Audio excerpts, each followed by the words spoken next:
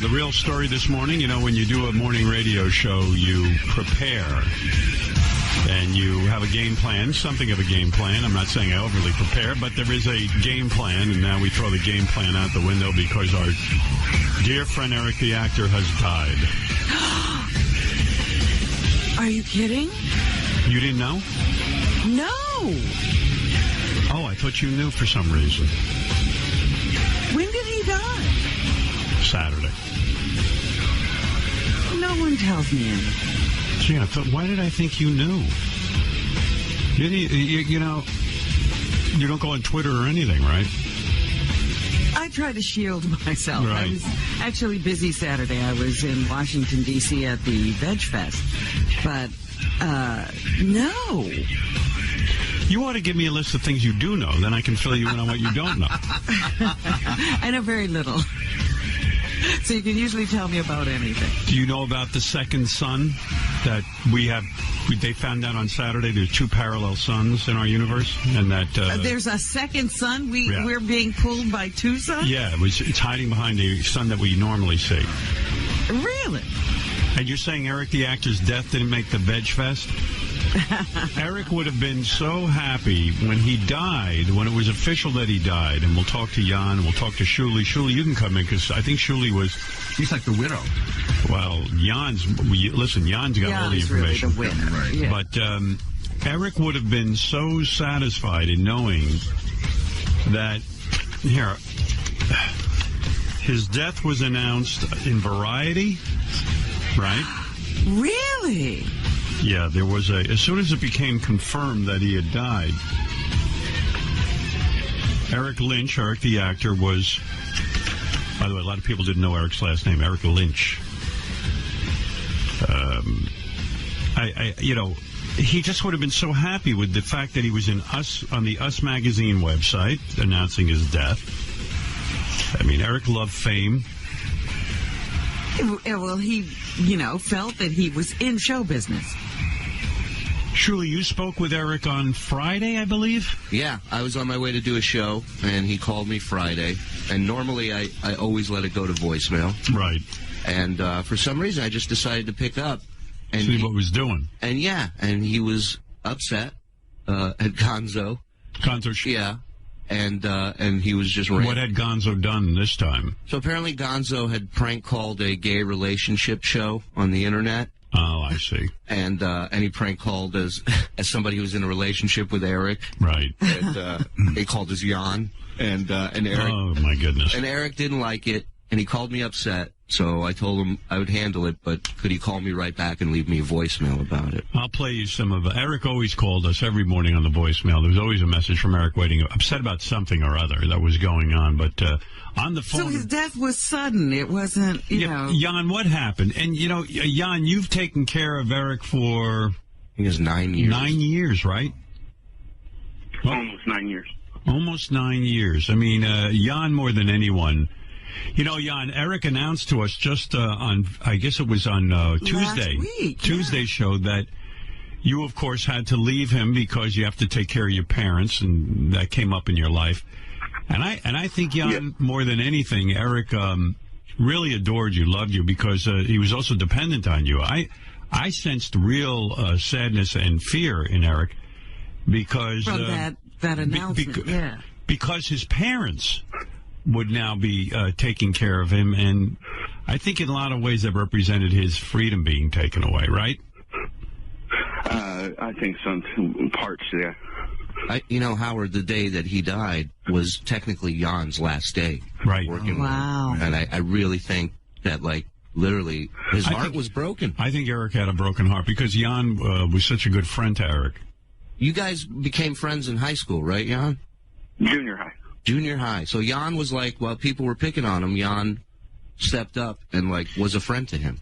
Jan, how did you end up taking care of Eric? How did that all come about? When his dad retired, his parents moved up to the mountains, and he got bored up there, and his parents called me and asked me if I would move in with them. Oh. And in the city. And it wasn't your life's ambition to take care of Eric, but it just sort of worked out that way. Yeah. I know your broken up. Tell me what happened. Eric seemed fine on Friday when he spoke to Shuli. Was he complaining of anything? I'd say about Thursday night, the normal thing, he always has stomach issues because of his diet and stuff, started. And that was normal. And then Friday night, I told him he didn't look too good. He should call his parents and go to the doctors. And he said, no, it's just my stomach. I was like, no, you look a little jaundiced. And he said he felt perfectly fine besides his stomach. And like everybody said last week when he called the show, he sounded perfectly fine. Yeah. And then Saturday morning, he woke up. He had to use the bathroom, and he said he felt unstable, and he wanted to call the ambulance. So he called the ambulance, and when they showed up, his blood pressure and stuff was pretty bad and pretty low. They got him to the hospital. They got that all stable. They did tests, and his kidneys and liver started shutting down. And pretty much around about 3:15, his body just shut down. 3:15 in the afternoon. Well, you know, Jan, I hear the pain in your voice. I loved Eric. I truly, truly loved him. I mean, when Eric would call in, I got so excited because he was the greatest. And what I loved about Eric, Jan, maybe you feel the same way, I don't know, but what I loved about him was that here was this guy afflicted with everything on the planet. I mean, you couldn't have gotten worse luck dealt to you. And Eric didn't view it that way. Eric wasn't a guy who acted any differently than any of us. I was always amazed how feisty he was, how pissed off he was, how he called me Big Nose and Gary Beavertooth. And what I loved about Eric, most people in Eric's condition would be bitter. But Eric loved life. He loved watching TV. He loved celebrities. He loved show business. He loved wrestling. He was passionate. A real fan. He was a fan. And I was like, oh, my God, Eric, you know, you see so many people who, let's say, are in a wheelchair or who have Eric's, all of his physical deformities, really. And his foot, it was club-footed. His foot was turned around. It was a whole thing. Couldn't walk. And out of all of this, he still carried on like a maniac. Yeah. And it was the greatest. I said, One of the best things would be all of the demands. Johnny hasn't done this, and Johnny hasn't done My favorite Eric moment, Jan, was, I have a couple when I think about him. I'm thinking about, you okay, Jan? Yeah, I'm fine. Yeah. I think my favorite moment, well, I have a couple, and I'll play some of them. But my favorite moment had to be when Eric had gotten a job on a TV show that we got for him in plain sight. And he had to go down to New Mexico, but he was afraid that werewolves lived in New Mexico because Johnny told him, he read on IMDb that there are werewolves in New Mexico. I was there for this. It was amazing. Yeah, and it was the greatest thing as I go, you know, here in the middle of everything, Eric says, look, I don't want... He's demanding. And I convinced the guy, I said, do you think they'd put all their actors in danger with werewolves? I didn't try to convince him that there weren't werewolves because he wasn't hearing any of that. I believe he requested silver in his writer. Yeah. Right, yeah. Silver bullet. I really think he did. That's a silver, because he could use it. And there was my other favorite Eric moment was someone had really bummed out Eric. If you remember the story, Eric, I remember it like it was yesterday. Eric called in. He was completely pissed off. There was a guy from his high school going around claiming that Eric ruined high school because Eric forced him to put in a wheelchair ramp, which wasn't true. And Eric was so bent out of shape about it that he called up Johnny, and he left him a voice message. And he said, Johnny, this guy's a pain in the ass. Take care of it. You know what to do. You know what to do. And I was like, this guy's like a little mafia guy, you know. He's like, and I know Johnny was thrilled because Eric actually sounded like one of the mob bosses that Johnny grew up around. It was the great. I got to just play it for you. Oh, wait, here's Eric the Midget. Let's find out. I'll get him on the phone. What are you, nuts? What are you, nuts? Eric. So what? So what? What do you think, you can call a hit on someone? That's a felony. I wasn't calling a hit. Johnny knows what I'm talking about, not a hit. What are you talking want, about? Him to, find someone to teach this kid a lesson. Oh, you want him legs broken? Or Beat up. What do you want done to him? Because Johnny's got to know what to do. You leave a message like that, Johnny thinks he's supposed to go kill him. Hey, Howard. Eric, I want to hear this message you left Johnny. Received yesterday at 1:26 a.m. Hey, Johnny, did you catch the replays where that dumbass that was supposedly from my school called in and said that I ruined the school because of having them do construction and everything? Find that guy. His name's Jerry. You know what to do. You know what to do. Just find him. Johnny, how did he get the impression that this was what you do? That motherfucker, that little gangster, okay? You know what to do. Oh, my God. Jan, so you get a call that Eric has died from the hospital, that they call you? Are you the person they call? No, I was there. You were there. Yeah, he went with him to the hospital. All right, tell me what you're feeling, Jan, because you must be in shock over this. This is a guy you spent every single day with. Did you ever have a day off even? Just a little bit during Christmas time.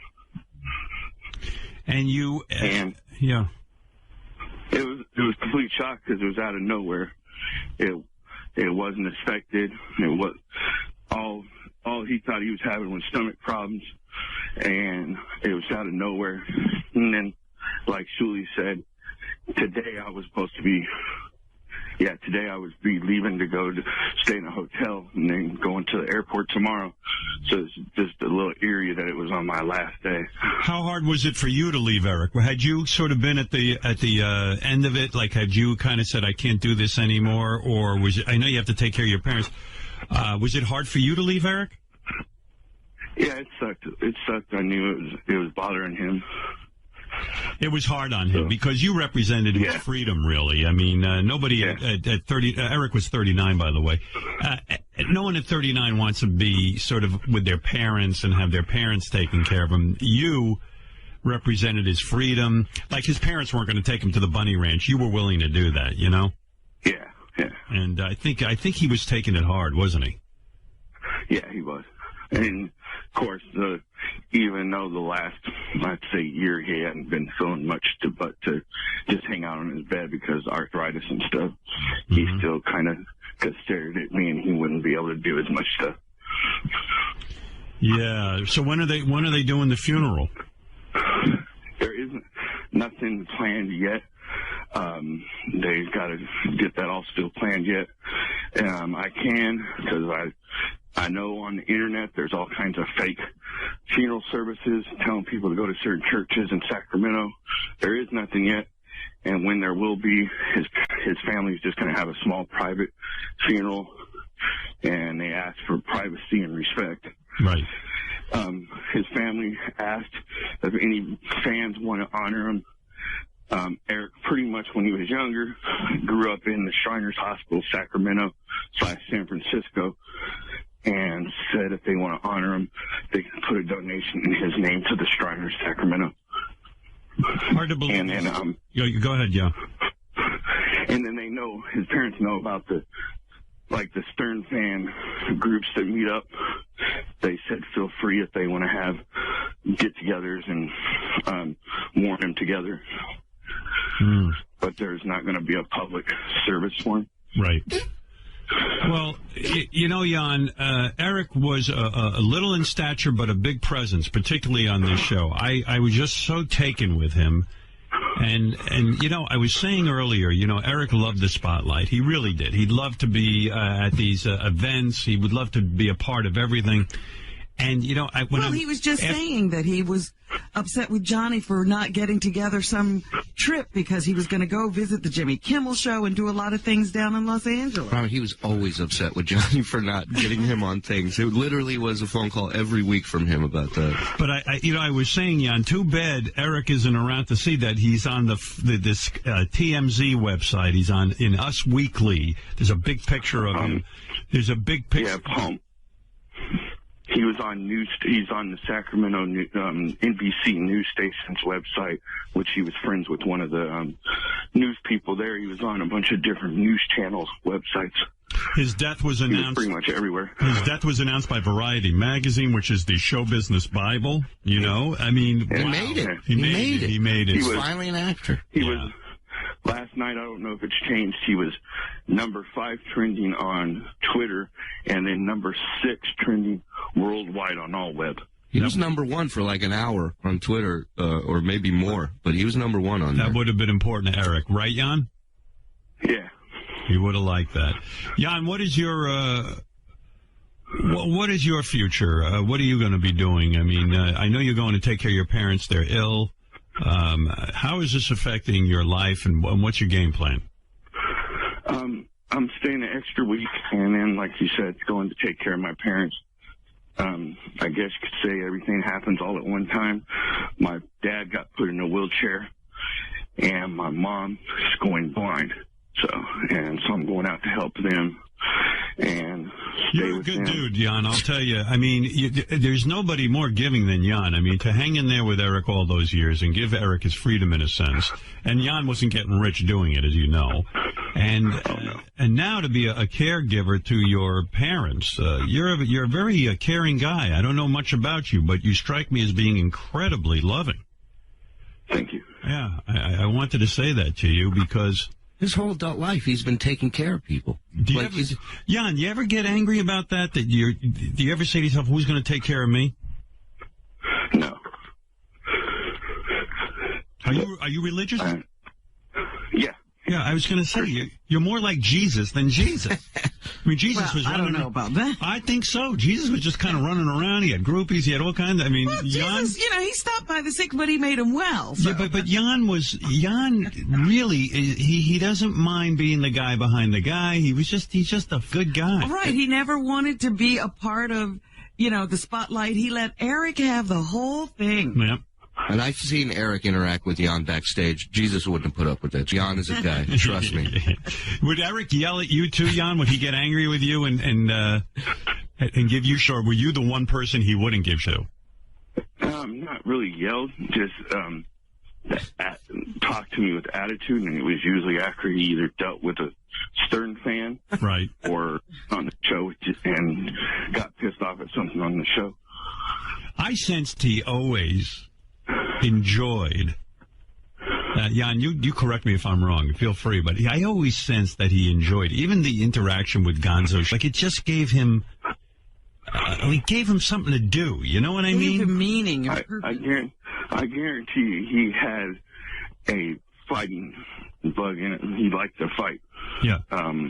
Because he was one of the only people I know that believed if people were talking to him and being wrong, if he didn't pay attention to him, he lost. Most people would see it that he was losing and they were winning by him going back and fighting with them. But he's seen it the opposite way, so he definitely liked to fight. Did you ever have moments of Eric, Jan, where like Eric would turn to you, and be the real Eric in the sense that, we knew him on the air, and whenever you're on the air, it's always an exaggerated personality. What did you? A lot of people couldn't distinct show in reality. Was Eric a sensitive guy underneath it all? Oh yeah. He was. I'd tell you, the first time I met the real Eric is after a show I took him. We all went to a strip club, and I went right to the front of the stage with Eric, and we were taking turns crumpling up dollars and throwing it over to the dancers because they were a little far away. And when the girl was done, this stage had a curtain that dropped down, and Eric and I are literally at the front of the stage, and the curtain dropped down on Eric and me, like right on our heads. And I immediately freak out, and I pull him out, in his wheelchair, and I'm like, "Are you okay?" And he looks at me and goes, "What a way to go."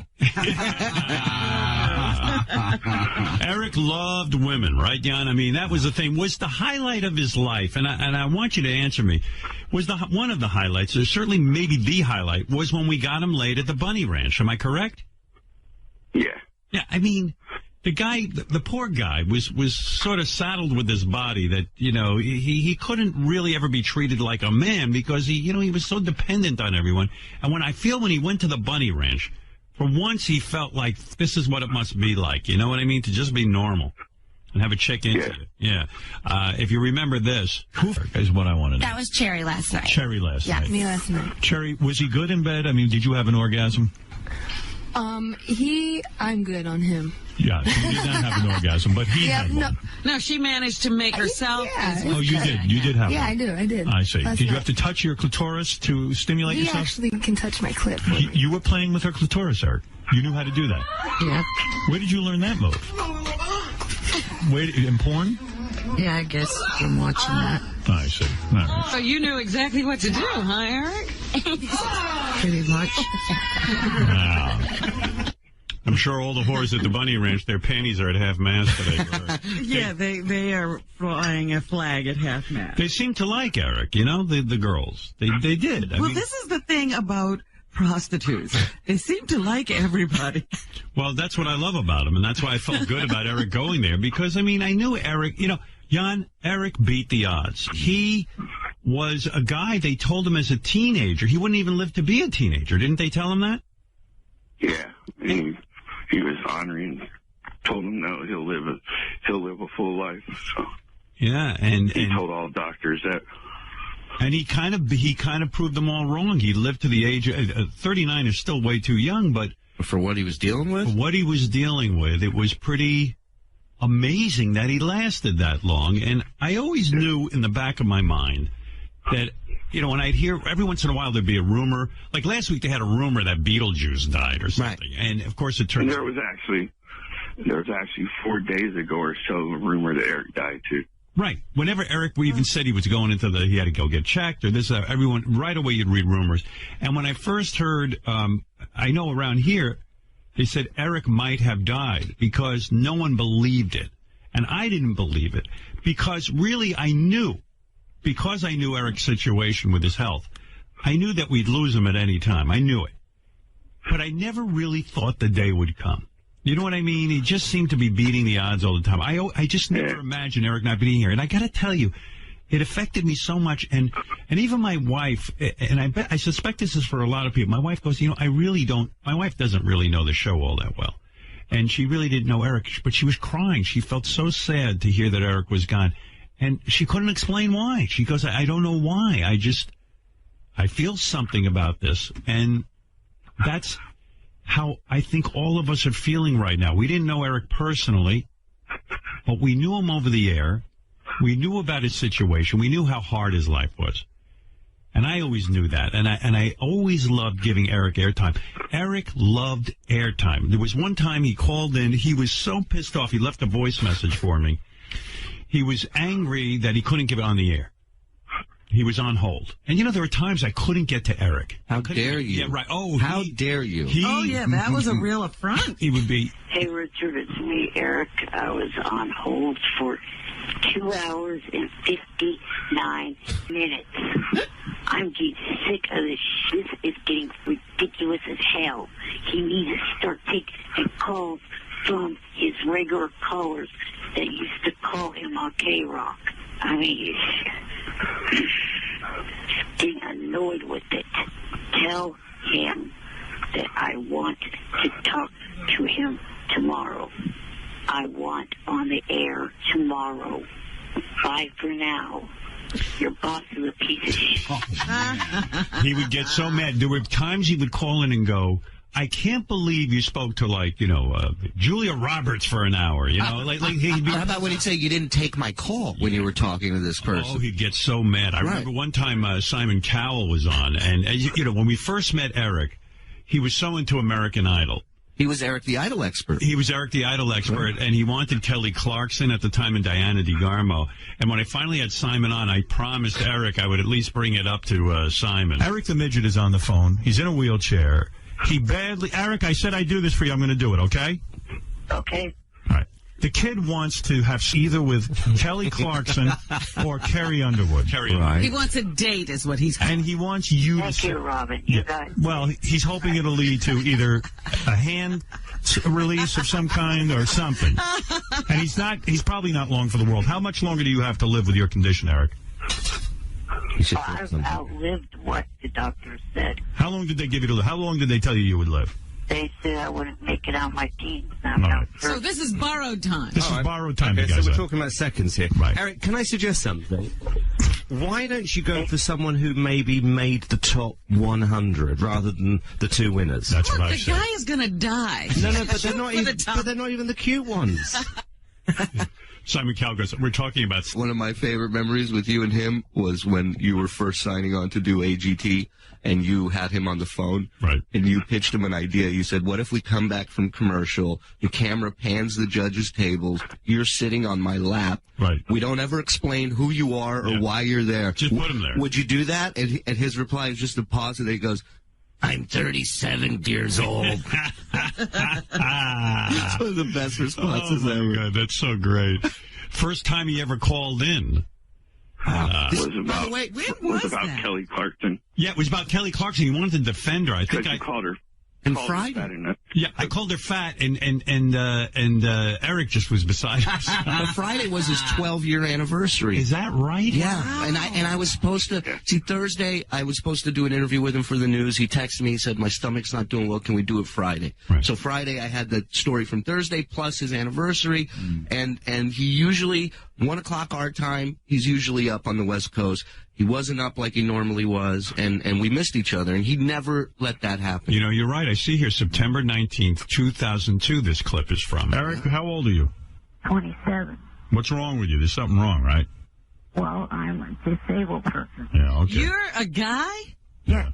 Oh. I'm only 3'5", 3'6". We got to get you down here. 3'5"? What are you, a midget? Yeah. And what are you, ill or something? No. It's just, it's 5 o'clock in the morning here. Are you shorter than Mini-Me? No, I think he's around the 2-foot mark. Wow. Right. I'm always amazed at how little Mini-Me is. Yeah. If Mini-Me's 2 foot, you're 3'5"? 3'5". You 3'6". tower over him. No. Somewhere in between that. You work in a circus or on a show or something? No, I'd like to get into show business, into acting, and into singing and stuff like that. What do you do right now? Actually, nothing. I'm living off SSI. When's the last time you got laid? Never. Wow. You guys never gotten laid. Wow. What a gift you gave him. Yeah, get laid, sitting huh? here thinking, look, he's sitting there, he had hopes and dreams of being in show business. When I hear that clip, I'm like, Eric wanted to be a singer. I was like, I've never heard him sing ever. I mean, we should have gotten him a singing we had job. him sing. I hear Well, it. you had him do that wild thing one time. Right, yeah. Singing was not his thing. You know, but Eric did act. I mean, we got him on about, I don't know, 10 shows maybe?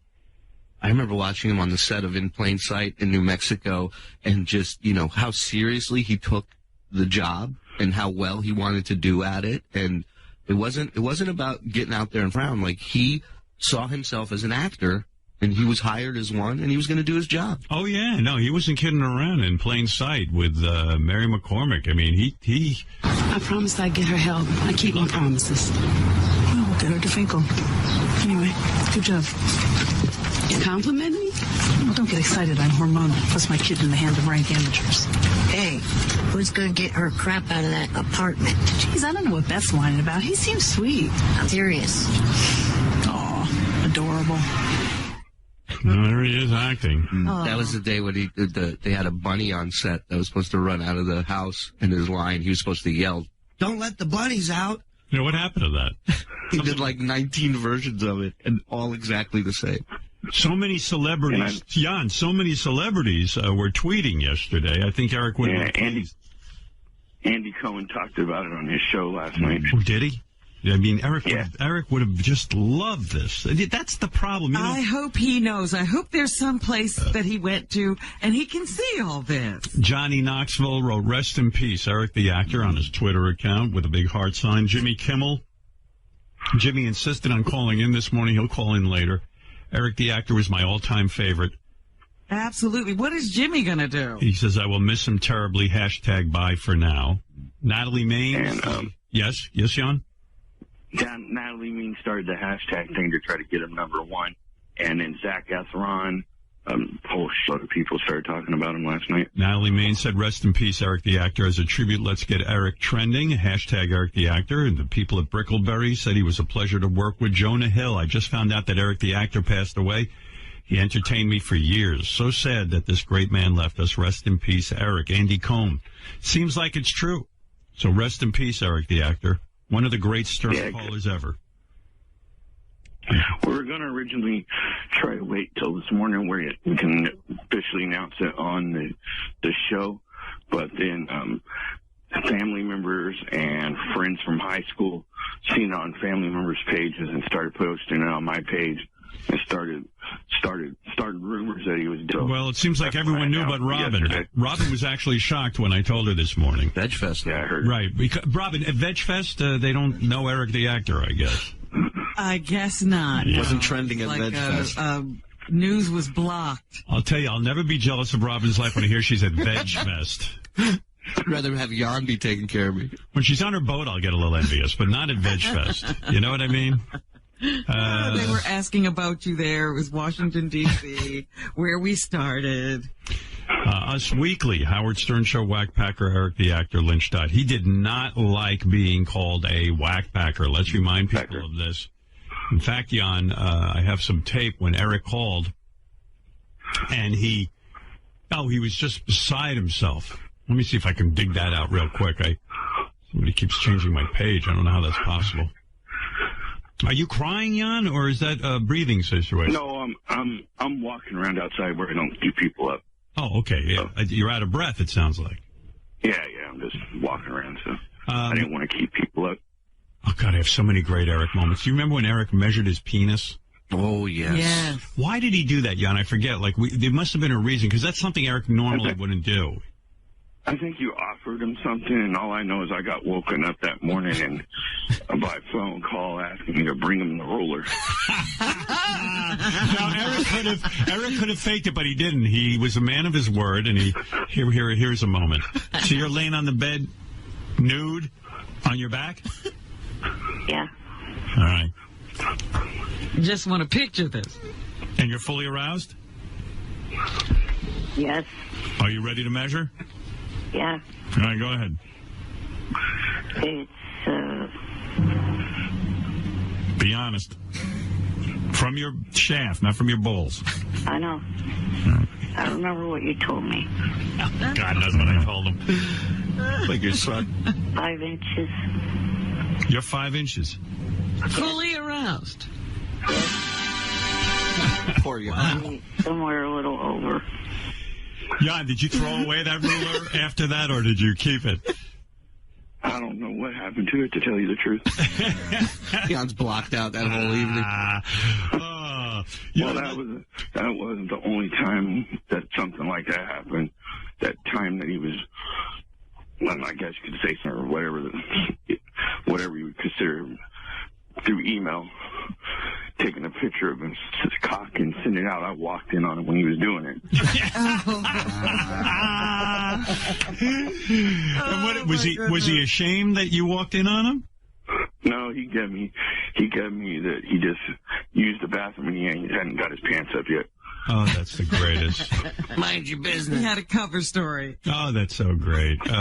I have so many, oh my God, Eric with women. Eric and his penis got him into more trouble. Remember when Eric was in love with Kendra? She was a girl who had sort of... yeah, that was probably his second most highlight with a girl till after she pretty much showed that she was a fake.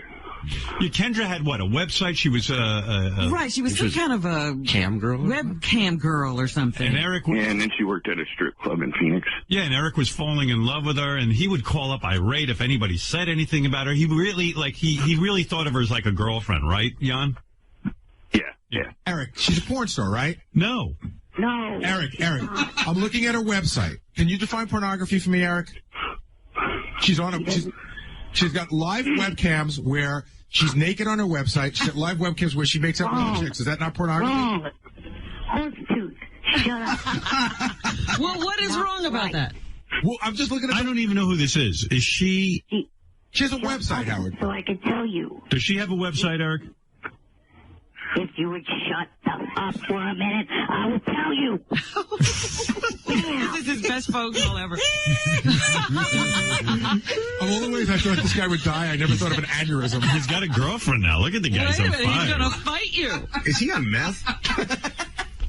Eric loved the show, didn't he? It gave him a reason it gave him fame. It gave him so much, right? Yeah.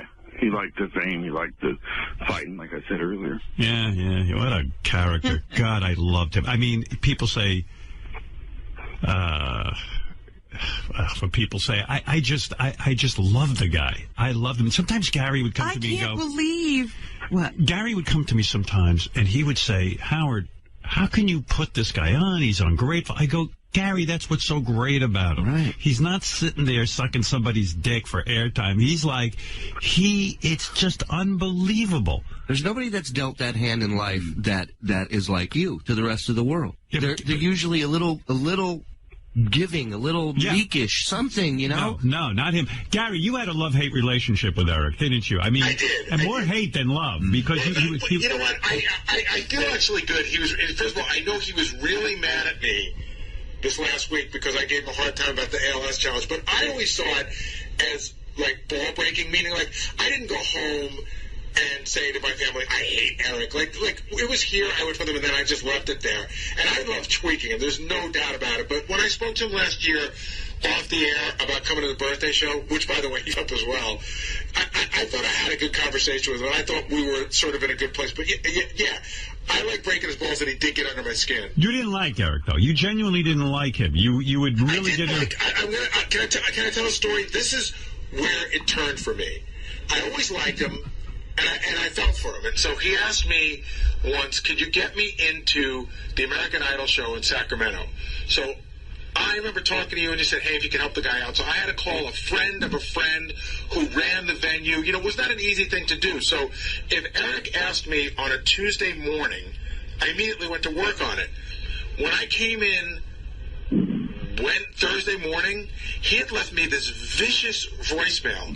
Listen, if you're down with me, I will get you. And I called him back and I go, Eric, I'm trying to help you. Like, I got other work to do. Right. But that's who he was. Yeah. And it would drive you nuts because you felt he was unappreciative. But what I loved about him, Gary, which I always had to explain myself to Gary, because Gary would say, how can you do this? He's driving me crazy. I can't stand this guy. I said, but it's the greatest. It's great because Eric, by all accounts, with his afflictions and everything he had going on, you would think he would be this meek guy. Like you said, Shuli, he wasn't. He was a guy who would mix it up and be ornery. It was crazy the way he was. He'd yell at you if you were trying to help him. Yeah. No, he wanted He wanted no favors. He was entitled to and you better give it to him. That's why I feel like Jan must have had like such a wild time with him. I mean, because as much as Jan helped him, he probably got yelled at too. Oh, just last week I have a voicemail from Eric calling Gary an ape-face for calling him a liar about ALS. Oh, my God. Oh. And then Johnny and him would come up with this craziest, most outlandish to call in the show about. But the thing I love most about that is Eric, at his core, was such a good guy that when you finally get him on the spot, you're like, dude, come clean. What's going on with this? And he'd go, all right. Yeah, he wouldn't get to your face for too long. Yeah, he was good. One of my favorite moments, Jan, was when Eric decided to go out on his own. He started with Johnny, his own internet radio station, and it was all Eric was the linchpin of this whole thing. And Eric's show, when we would play back Eric's show, it was the greatest thing ever.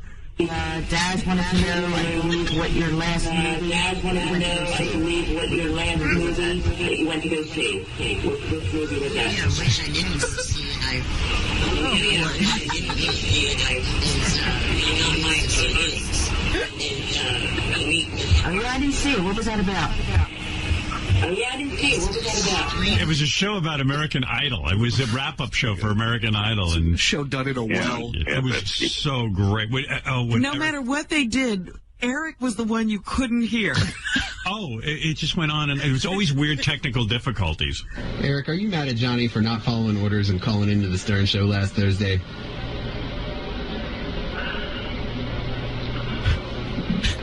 Well, it was really not any orders. When I made this statement that I made the other day, you couldn't write this stuff. I knew Johnny wasn't calling in anymore. I was basically. You couldn't write this stuff. Oh, it was amazing. That's a great question. Yeah. Jan, it was unbelievable, right?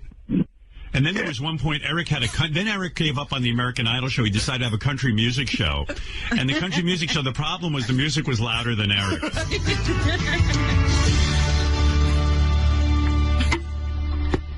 That was Jules' debut.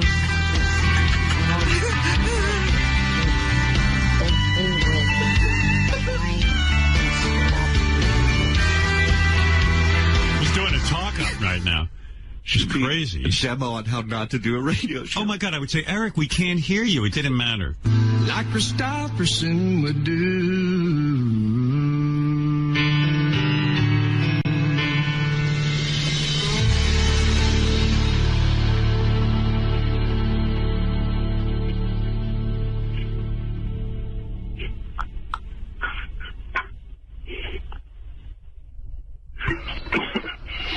Got a cold and my left, I got my wedding band. I've been working. He's talking. But there was that long gap. He couldn't get started. He loved country music, right, Jan? That was his thing. Yeah, that was his main music he liked. Oh, he liked a little bit, I guess you could say, pop and R&B. He loved it all. He loved pop stars. He loved following the charts. He was great. I mean, good Lord. I loved it when he would call you and give you advice because now you were a judge and he knew all of these shows. Oh my and he God. evaluated your performance. He was the only whackpacker that I would get bombed when he was mad at me. We only had one real big fight. What was your fight about? This was years ago. That was the laying down thing. Yeah, this was years ago. We were doing a show somewhere, and he came out to the show, was a part of it with us. And at one point, Jan took him out of his chair backstage and laid him on a couch, much like this couch here. And Eric was laying on his side, like it just looked like this Playgirl pose of him laying on the couch. So they took a picture. I'm like, hey, can you send me that picture? And I ended up putting it on my MySpace as my profile picture, and Eric flipped out. Oh, yeah, because Eric told him as long as you don't post it nowhere. And it was such an awesome picture. I couldn't resist. And he started texting me. He goes, "You balding Jew hothead." When Eric was pissed off at you, it was unbelievable. Yeah. Like, I'm thinking back to all the time Eric was pissed off. But what was great was, I guess, on the air, Fred or somebody had said that Eric talks slowly and grunts when he talks. Yeah. And Eric just was beside himself. So you're abundantly clear with each and every person. Let me start over. Let me get something abundantly clear with everyone who listens to this show. I do not grunt when I talk, and I do not talk slowly. Do you hear me talking slowly right now? I talk at a normal rate of speed, and I do not grunt when I talk. Shut the Oh my God! And well, he gets mad at you, and then Eric would get mad at Fred because Fred would play the sound effects behind them. It was I always loved that. Yeah. I'm not giving that Sid credit for Even if he deserves it, is what I you're think saying. you're making a mistake. I don't think that's fair to Steve. Him covering the story helped you. Really? I hate Langford. I want you to fire his dumb ass. Why? Because he has a huge penis? Right. Well, why do you hate Steve? He helped you. He's helping you. 0 point. Are you saying you don't want any help? Fred, you push that button one more time, I'm going to fight in New York. What? 0.0. I'll meet you at JFK. Eric could fight with the best of them, and he loved it. I don't even know what he said to you there, Fred. He was like, "Gotta do something." He said He was just mad because, like, I always interject these little things, and he says, "I'm going to break you. I'm flying to New York. I'm going to break your fingers." Is that what he said? Yeah. It was beautiful. That was so pure. Yeah, you almost felt like good if Eric was angry with you because it meant you'd arrived or something. He was alive in those moments. And by the way, I don't want to paint Eric as always being angry. There were times Eric could be downright sweet when he'd leave his message for the happy holidays. Hey, this is Eric the actor. I wanted to leave this little Christmas message. So I just wanted to say, happy holidays to everyone. Merry Christmas, Happy New Year. I've heard about your new 5-year, $400 million contract. Congratulations with that, and hope that you continue to entertain your fans for the next 5 years. Also, thank you for taking my call for the last 8 years plus. All right? So, again, happy holidays and Merry Christmas to everyone. I tell you, I love Eric the actor. Gonzo, you were always. You know what I would? Oh, Gonzo, you were always involved with something with Eric. You and Eric were always going at it. What do you want to say? I just want to give my condolences. I don't want to make it, any. I'm just really sad. I'm like really broken up about it. Hey, Gonzo. Yeah. Isn't it a little too late to come and start saying all this stuff and turning your Twitter page around? Yeah, I mean, even when Eric was alive, I never really did that much. I never really, fucked with Eric that much. I just, it was the all worst good one. fun. Since he got on, the worst one is Pollyanna Haas, or whatever you want to call her name, the nurse practitioner that she supposedly took care of her patients, but was able to send people to her house on Craigslist and all this stuff all day long harassing. She has the nerve to harass Eric 24/7, then ask for the obituary and ask to come to the funeral. That was the last person Eric would want to have anything of his. Gonzo, you said this is officially your last phone call to us. Well, regarding Eric, yeah. Well, Howard, Eric's last voicemail to me, literally his last request is that Gonzo never gets on the air again. Is that right? Yeah. But I sense that Eric, as much as he didn't like Gonzo, I think Eric liked the three-ring circus of guys like Gonzo with him all the time. Jan, am I wrong about this? Oh, no, he liked the fighting part. Yeah. But he hated the people that he was fighting with. Right. Well, Yeah, and in my defense, by the way, I never really said that, mean things about Eric. It was always Eric starting wildfires or Eric's... Right, it was absurd stuff. Right, the Yeah. headlines, It was just to have fun with Eric, and I was truly devastated when I heard the news from Friday. It was just my condolences, and Jan, my sincerest condolences to you. I really do feel I'm shaken up about it. All right, Gonzo, thank you for the call. All right, thank you. Right. Anybody?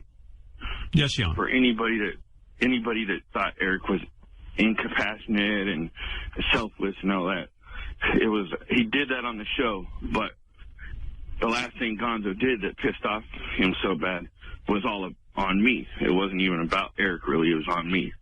Yeah, because sometimes it could go too far. Gonzo calling into a gay, black gay relationship show as me saying that he was getting abused by Eric. And Eric was 2 foot tall. And I worked for Eric for 15 years. which was all. And anybody that knows the truth, well, maybe that was. Well, that's the best part of it. Yeah, well, I mean, no one ever believed anything Gonzo did. I mean, it was absurd, yeah. But he would get the whole premise wouldn't upset Eric. Just one little fact that Gonzo got wrong would upset Eric. Hansy, go ahead. You're on the air. Hello? Yes. What's going on, man? Well, you know what's going on. Eric has died, and Eric was our friend, and we loved Eric. No, I know. I didn't mean literally what's going. Okay, I just want to say I'm gonna miss Eric. What's it called? He was like one of my favorite parts of the show, and one of my favorite memories is when like he got mad at Jimmy Kimmel because Jimmy Kimmel said that his hand was like a soft peach or something like. He said he shook Eric's hand. It was like a rotten plum. Yeah, that's what it was.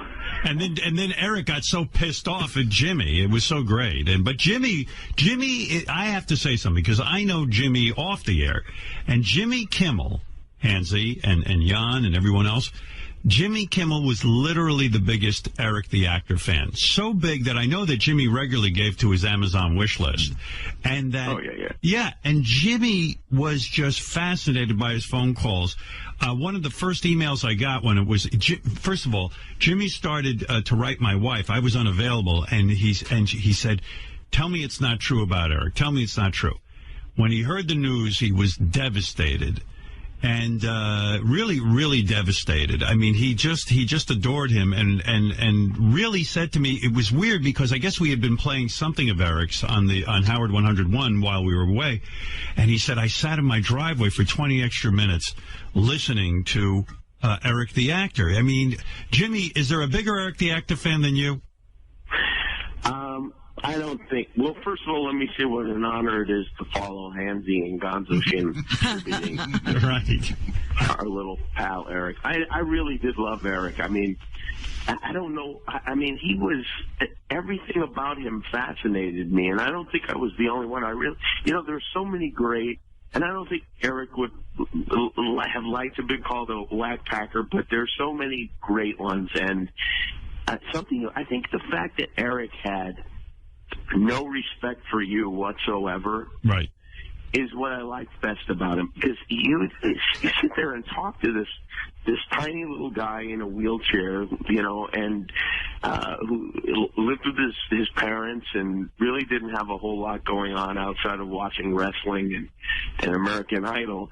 And he would argue with you as if you were equals, and you would argue with him as if you were equals. And I guess you really were, because you both kind of took that position, and I just love that. I really do. I just Jimmy, love I think that. you summed it up for me because, you're right. You think that a guy who had absolutely so little going on and really needed me for, trips to the Bunny Ranch or needed me for his fame fix, it didn't matter.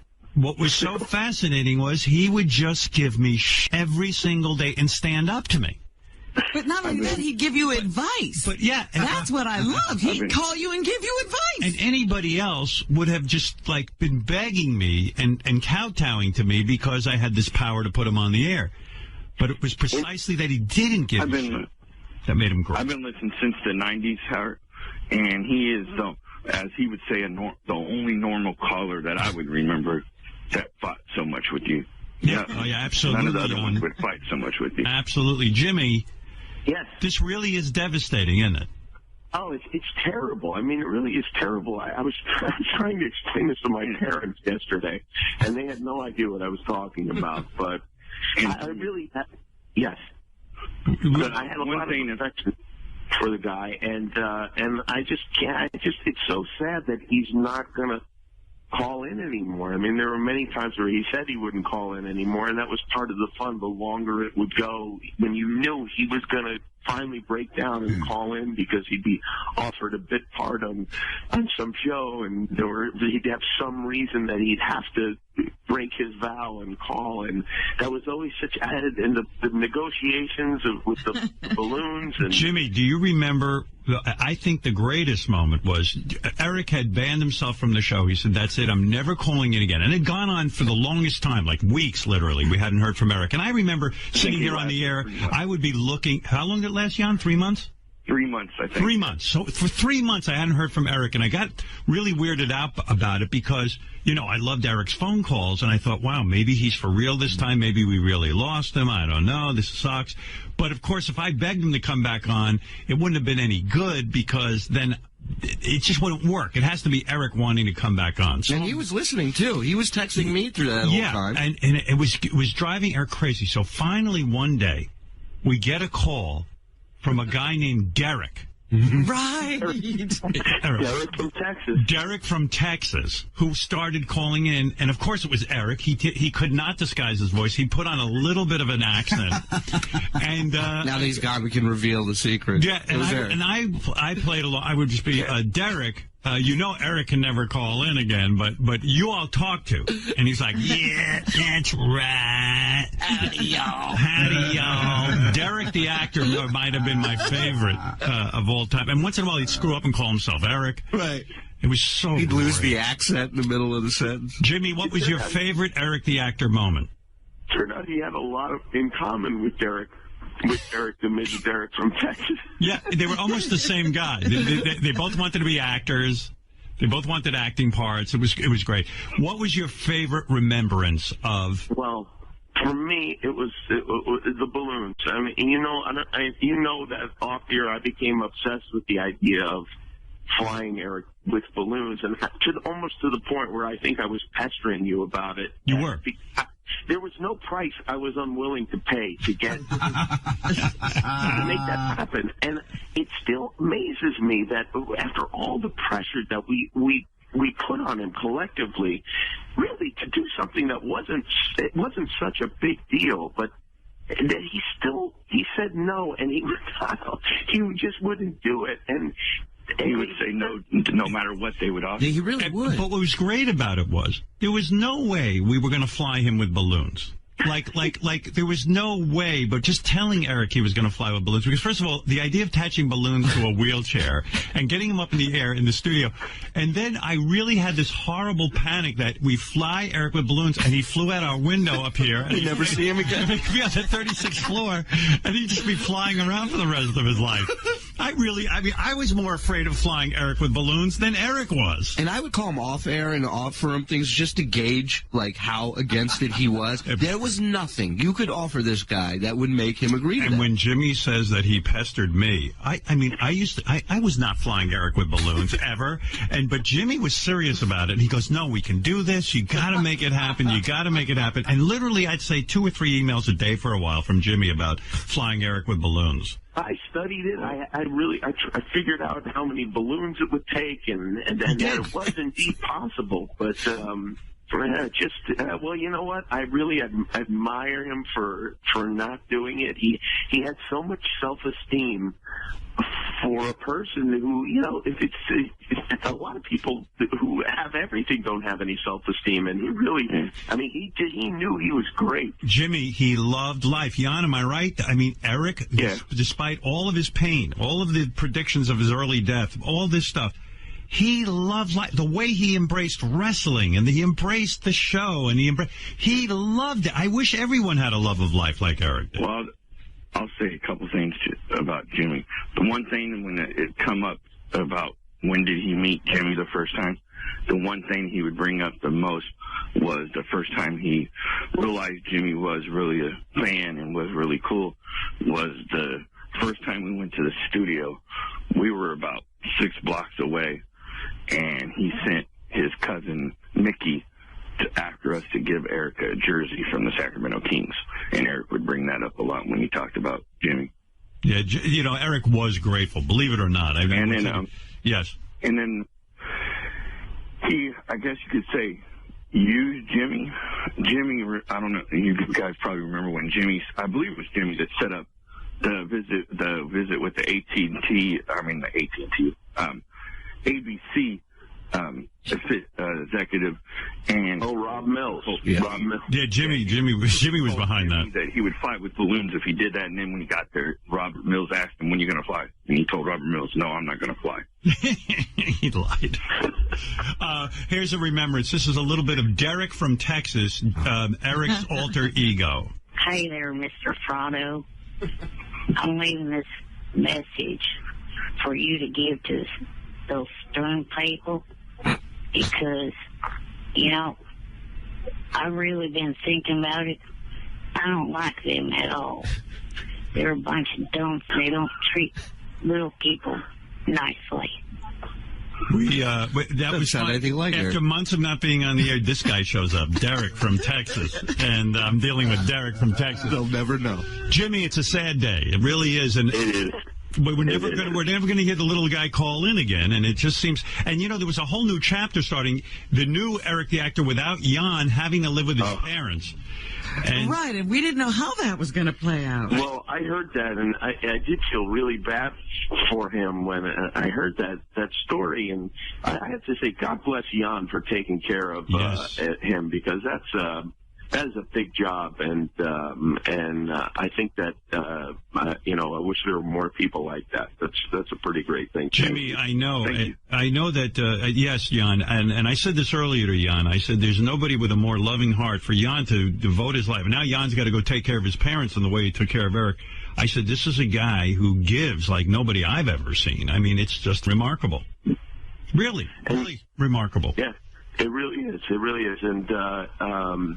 I think I'm thinking of one other Eric memory when he wanted Johnny Fratto to murder the guy who was mean to him in high school. Yeah, we played the tape. We played the tape. It's so great because Johnny goes, "This kid's a gangster." He gave him the order to hit him. That's it. He knew what to do. He knew what to do. He knew what to do.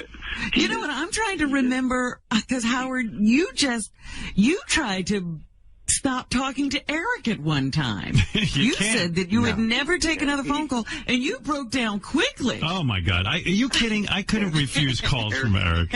Eric's self-ban lasted longer than any of the ones Howard banned him. That's right. Eric would ban himself. And I go, Eric, you can't ban yourself. You're punishing yourself. You love the air.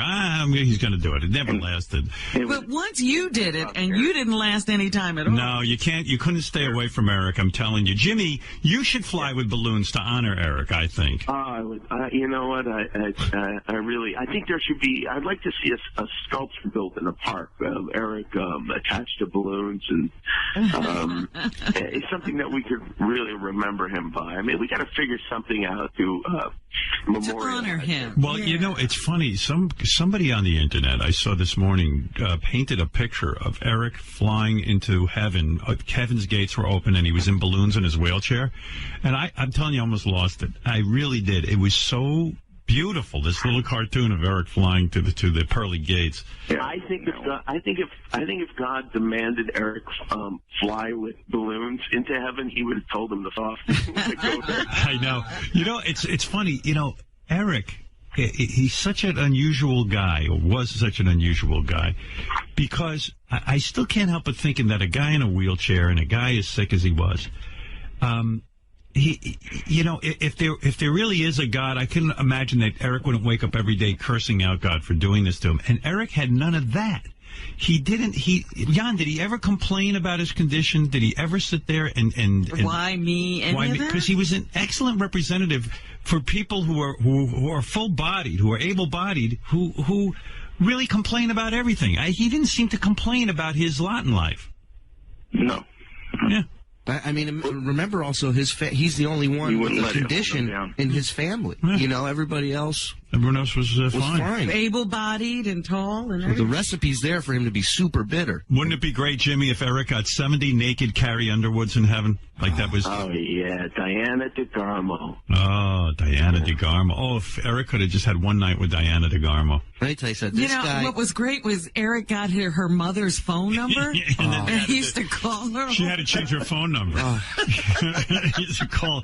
I'd say, Eric, you're calling too much. He goes, no. I go, did you call yesterday? Yes. How many times did you call? Like 5. He goes, no, 4. And the mother finally gave up, changed her number. It was great. The thing he loved more than the show, more than anything else, was giant boobs. So when we would be on the road and he would do shows with us, I would ask for volunteers to come up to let him motorboat. Let Eric motorboat him. And this is what a guy he was. I go, I threw this idea out one night. I said, what about dressing you up like Superman? And we literally hold you up and fly you into the breasts. And he looked at me and he goes, no Superman, but you could fly me into the breast. And so literally Jan was on stage holding him, and I mean the shots of his face sliding into breasts one after, and I mean 10 chicks lined up. He loved it. Loved it. Yeah. Wasn't He had a lot of With dignity. him? What? That was the last 2 shows he ever did. Yeah. Yeah. Wow. What was his thing about costumes? Because that was always a big deal. You could never, once please, Johnny he had a wanted job for him to be in a bumblebee costume No, or he something, wasn't and doing Eric refused. Eric had his dignity, like Jimmy said. Not some clown. Fucking footed, you moron. Oh, my God. When Eric would get upset about club-footed, that was another. I didn't even play that clip. And there's so many clips you could play, but this one is the best. By the way, I saw a picture of Eric. His foot is completely turned around. I don't know. Well, he had an operation. Yeah, he has sneakers on, and his foot is completely reversed. Wow. Okay, he's got so many problems. Eric, what's going on with your foot? Are you okay with your foot? I'm double jointed. There's nothing There ain't no wrong with my foot. double jointed. That's quadruple Part jointed. of my disability, jackass. All right, but that's why I'm Don't tell us asking. there's nothing wrong. There's nothing wrong with it. It's been that way. All right, I was worried about you. Am I wrong to be worried about you? I'm club-footed, you asswipe. I didn't know what you were. I said there might be something wrong. I love when he called me an asswipe. But it was great how Eric would say there's nothing wrong. Everything was wrong. Right. This is one of the things I really love about the show, because I think almost everyone else, and really everyone else, if you have somebody who's handicapped or has something that's uncomfortable to talk about, you just won't talk about it, and you'll just be nice to that person. You won't speak to them like a human being. You just kind of let them go about their lives and not give them any attention. But that's like when people know each other, people are friends. They do talk about these things specifically, and to get that kind of stuff out in the open on the show is rare, and one of the things that I really love. And sometimes people are like, oh, we're making fun of Eric. It's like, yeah, of course, we're making fun of Eric. Everybody makes fun of everyone on the show. He's treated like anybody else on the show. And, yeah. Well, that was one of the things that I was most He said plenty of times, and I'm pretty that the show and Howard has the rights to make fun of him, but no fans have the right to make fun of him. Well, he certainly fought that. Well, you know what, Jimmy and Jan, that I woke up this morning, Bob Lefsetz, who writes this column that I really like, he wrote a whole column on Eric the actor, and it was really touching. And he was talking about this point, that he learned more about Eric's, bathroom habits. Eric was very open, and Jimmy makes the point, too, that handicapped people, you really, they're sort of like untouchables. You don't know what's going on with them. People Everybody's avoid afraid them. to do anything. And Eric would really say, yeah, I jerk off, I roll onto the bed, I do that. Eric had a lot of pride, but also he was willing to talk about just how difficult his life was. Like he said, my last conversation with him, he was like, yeah, I bathe myself, but Jan has to help me with this and that. In fact, my last conversation was about you, Jan, because he was so upset that his parents were now going to be taking care of him. Can I please say this last thing? Okay. It's Jan's last week of being here. He's going to leave on the 21st or 22nd. Who's going to take care of you? Who's going to help you? Yeah. My parents. Oh, that sucks. Wow. We'll probably never hear from you again then. What do you mean your parents? Oh, I mean, no. I'll still call in. Doesn't Jan bathe you and drive you and do everything? The driving part, yes. Oh, he doesn't bathe you? No, I pretty much handle that myself. Oh, okay. Well, where's Jan going? Yeah, well, why is he leaving? He's got to do what he does for me for his parents in Arkansas. Jan is a good dude. All right. Well, anyway, Jimmy, I like that you called in because I knew how big a fan you were of. Yeah. Can I ask you? Well, thank you for bringing Eric to us, and Jan, thanks for taking care of him. And I guess I'm going to go my pillow now and in tribute to Eric. That's the best tribute you could give, Jimmy, if you just would lay down on your bed. Instead of jerking off on your back, jerk off on your stomach. I'm going. That would be the way. What is it? I was going to ask you and Jimmy, did either of you cry at any point this weekend when thinking about Eric? Did I cry? I didn't cry, but I got really, really sad. Me too. I had weird feelings of going from, well, first of all, I didn't necessarily believe it because I thought it might be some kind of a publicity stunt, and I was hoping that was the case. I was searching the internet. Some guy posted that Eric had favorited a tweet the night before, and I thought, oh, well, if he did that, he has to be alive. It was a porn tweet, by the way, too. Yeah, I didn't believe. By the way, I didn't believe that he had died at first, and I know Jimmy was looking for information. And I said, I don't know, this could be an elaborate hoax that Eric set up, just to, I hope it still is. I really do. Yeah, Jan, if you told us it was a hoax, we'd be happy. Jimmy, yes, that was me on Saturday night. We announced it yesterday, but on Saturday night, where there was no fake ones about it, I went on his page and favorited some stuff. Because we were trying to keep it from off the internet till the weekend. So I told Howard. Okay. So that's because as soon as Eric had no activity on Twitter for 30 minutes, he was dead. Wow. Well, all right, Jimmy, Jan. Jan, first of all, I want to thank you for calling in and telling us about Eric's final moments. Let me tell you one more thing. Johnny will probably call in and talk about this too. If you pull up real quick, one thing that's kind of, I guess you could say, eerie, on the Facebook page for the one of his fans page on Facebook, he's sitting in front of Johnny's elevator, and there's angels on Johnny's elevator sitting above his head in the picture. Do I have that picture? Johnny has angels on his elevator? Yeah. Pull up, and his initials. Pull up Eric's main Facebook page. Okay. I'll definitely check that out. That's kind of eerie. All right, Jan, listen, I know how painful this is for you. You were closest to Eric, and you took such good care of him, and I got to tell you something. If there is a heaven, you're going to it, Jan. Be sure of that. You're a good man. Jimmy Kimmel, you're a good man, too. You have a TV show, I understand. It's on at 11:30 at night. Everybody should tune in tonight. You've heard of this? I really only called in for a plug. That's all Jimmy wants. Jimmy, by the way, will be flying with balloons on the Jimmy Kimmel show tonight in honor of Eric. He's going to actually fly out and deliver the entire monologue as he is floating into the sky. There's another whackpacker that wants to go on Jimmy's show. You know about this? Who is this? Underdog. Oh, yeah. Hey, Jimmy, you've been following that? There are no other whackpackers as far as I'm concerned. Today, you're right. You're right. That's the perfect tribute. All right, Jimmy, Jan, thank you. I'm going to go take a commercial break. We've been talking about Eric for an hour, 14 minutes, and I suspect we'll be talking about him a lot more because I see our phones are filled with people who want to speak about him. Jan, thank you for reflecting with us. Jimmy Kimmel, Eric's #1 fan, thank you. Take care. You're welcome. Thank you. Bye-bye, guys. There they go. Jan. I can't believe Jimmy didn't cry. Jimmy cries over everything. Jimmy cried over John Ritter. I would think if anyone was going to cry on the air about Eric, would be Jimmy. Yeah. Is anyone willing to cry on the air about Eric? I thought I would.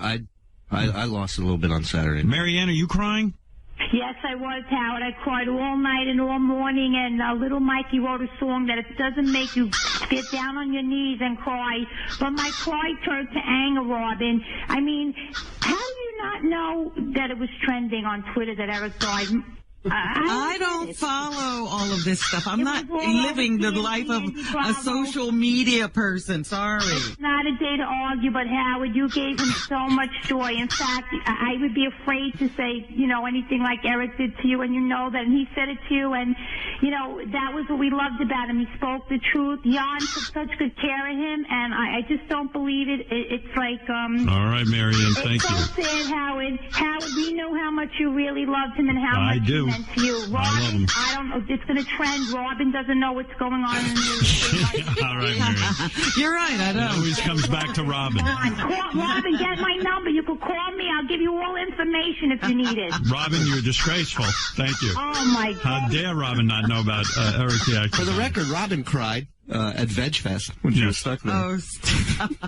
I'd cry if I was at Veg Fest. Me too, like a baby. Yeah, I don't even want to ask Robin about Veg Fest. That's how crazy. There'd be one exciting thing at Veg Fest. I got the confirmation that Eric was dead, and it's weird. I went and jerked off. What? People mourn in different ways. That's how I deal with grief. Yeah, I went on YouPorn and watched and I said, I'm upset right now. This is horrible. But I feel like jerking off. And I wasn't going to deny myself jerking off because that's our right as American citizens. Oh, my goodness. Yeah, I watched this was great, fake agent porn where this girl, really hot blonde, is running an agency and a guy comes in and she seduces him because she convinces him to be in porn. The dialogue's the best part of those. The best. Oh, my God. And the guy's like, I don't know. I don't want to get into porn, this and that. She goes, come on. And then she sits down next to him, starts rubbing his cock, and he's like, all right, I'll get into porn. And it's so great. And I came right when she was blowing him, so I didn't even get to see the ending. I like when they go, look, they just have to see on video that I can fuck in the ass, yeah. and then you'll get the job. And big money. Right. But it's always big money, huh? No, I was laying in bed last night. I'm watching TV. I couldn't get to sleep, and I realized it was because of Eric. Like, I was just, like, kind of upset that Eric was gone, and it really hit me hard when I laid down. I was watching Ray Donovan, which is such a great show. Oh, my God. I know. That show is so crazy. Oh, my God. I love that show so much. Ray Donovan. And see our boy Jay Thomas on that? Yeah, Jay. Yeah, he was great. Man, Jay was great. And you know, it was just like... then it just kind of, I turned off the TV and I realized why I couldn't sleep. I was like, oh, fucking Eric, he's gone. It was like, it really hit me hard. I mean, everyone's dropping like flies and I hate being left. I'm so mad at Eric for leaving. They should have. You know what? There were many times, Eric gave us a little scare not too long ago saying he might have to go into the hospital. And we were so worried. And, when he said, no, that wasn't, necessary, they were going to give him another 6 months before they evaluated the situation again, we thought we had more time. Yeah. You know, he used to fight with a lot is Jeff the Drunk. And Jeff and him, there was a great, we use it for a bumper, but inside the actor's studio, when they go back and forth and answer the same 10 questions, great. And they get at it, yeah, those Eric was two... upset because Johnny Fratto was starting to represent Jeff the Drunk because Jeff was willing to take gay roles and Eric wasn't. But that's the other thing. Literally 2 weeks ago, I'm having this argument with him where he's like, I want the homophobic stuff to stop. What does this mean? On Twitter right now, bye for now is number 2. What do they mean, number 2? The hashtag bye for now is trending. It's number 2 on Twitter right now. Bye for now. Oh, that was Eric's favorite phrase, bye for now. And, Eric resisted bye for now. That was his catchphrase, and it was really catching on, actually. I mean, it was really impressive. Yeah, as soon as we started to notice it, he stopped doing it. Yeah, we loved it. And then, as soon as as Robin says, as soon as I like bye for now, then Eric wouldn't do bye for now. It was always bye for now. What was that? He just went bye. Couldn't even do his catchphrase. Where's your catchphrase? Not gonna do it. Oh, he's holding out the catchphrase You now. dropped your catchphrase? Yep. Why? Are people teasing you about that, too? Yeah, they're using that in our messages. Bye for now. Don't drop your catchphrase. You stick with it. Now say your catchphrase. All right, bye for now. Yeah, reporter I called. Crap, don't let the bunnies out. The Actors Studio is proud to welcome Eric the Actor. Yeah, I'm happy to be here. What you did in that film was remarkable for so many reasons. Yeah, I guess from watching that. What's your favorite word? Bullshit. What's your least favorite word? Ack. What turned you on? I've been a Jeff Hardy fan for quite a while. My name's Kevin Stevens, and I'm an actor here. Get the fuck away from me, you idiot. He comes anywhere near me, I'll break his wrist. Stay the fuck away from me. Just back the fuck off me, or else you will fucking regret it.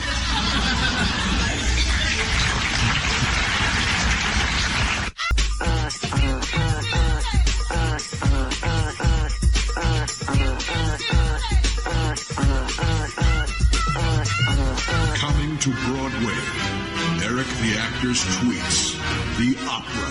I do not cheat myself. I do not cheat on myself. I've never once crapped myself when I was at the A's game.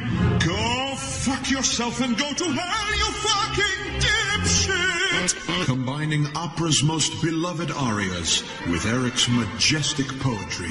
I am not gay. I have never fucked you in my life. Experience the passion. You don't fuck! I do not have cum on my glasses!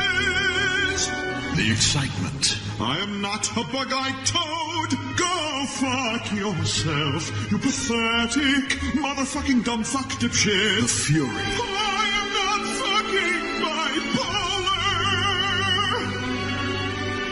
I do not have a fucking lazy eye. Go fuck yourself. For tickets, use the hashtag ACAC. All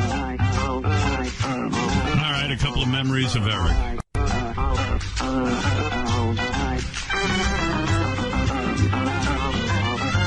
We've spent an hour and a half on Eric, and I would gladly spend another hour and a half because he deserves it. Yes, Johnny Frotto. You know, the impact will really hit me when, after a while, I realize we're never going to hear an Eric call. It'll never pop up again where we say, well, Eric the actor's on the phone. Johnny Frotto, you're on with Jan. Yes. Yeah, it's so bad. It's so bad.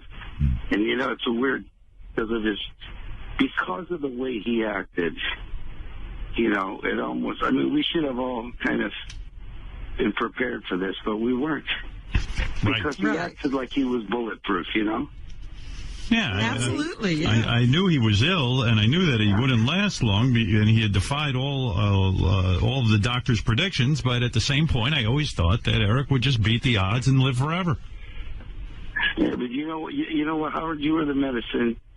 Howard Stern Show was the medicine, and I believe that you guys extended his life. And obviously, I mean, no question, no one could argue that you gave him a great life. You gave him a better life, really, than a lot of people that aren't afflicted. People used to say to me, are you making fun of Eric? I go, no. I said, I treat Eric like everyone else. I do not want to treat him differently. And I think Eric liked that. I think Eric liked mixing it up. But you provided a lot of things for him to do, and those were the things that he loved. And that's what kept him alive. But the reality is, and when I laughed, you know, because he would be always after one of you. And it would be Robin, or it would be you, or it would be Fred with the noises, or Gary, you know, or Will. Gary, yeah. Something wrong on the phone. And, you know, he would call me, and he would always, you know, he was always going to get even, or he was always going to beat you.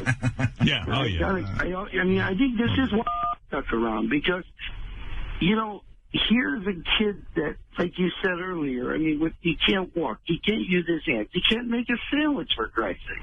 Right. Or use the restroom, or take a bath. But here he is with confidence that it doesn't even, where did it come from? Where did all that confidence come from? Where did the courage come from, you know? So you stuck around with Eric because you stuck around with Eric because I think you genuinely liked him. I think you were fascinated by him. Howard, I wanted to hate him so badly. Right. I really, truly did, and I ended up loving the fucking kid. Yeah. I gotta tell you, I'm heartbroken. Yeah, me too. I love when he told you he was entitled. He was entitled from, you know, if you want to believe. And I think this fucker was some kind of an evil ruler in another time. And they said, "Go back to Earth, and this is what you're going to be," because the body didn't fit the brain. Right. What was going on in the brain didn't fit in the body. I mean, you know, there's so much, you know, and John for Glock. There's so much suffering going on in the world, and this is a guy who really, no matter how much he was suffering, you know, you're right, he was like Genghis Khan. I mean, he was going to conquer the world. He never, he did not care, and he didn't care, and he didn't see himself as handicapped. So when he saw girls, we'd be pushing him down the street, and he would immediately say, "Wheel me up to that girl," and he would do his best. I really love that. Johnny, I do want to say, before I run out of time, Johnny, I do want to say this to you, and Jan is numero uno, and you're numero two, because you...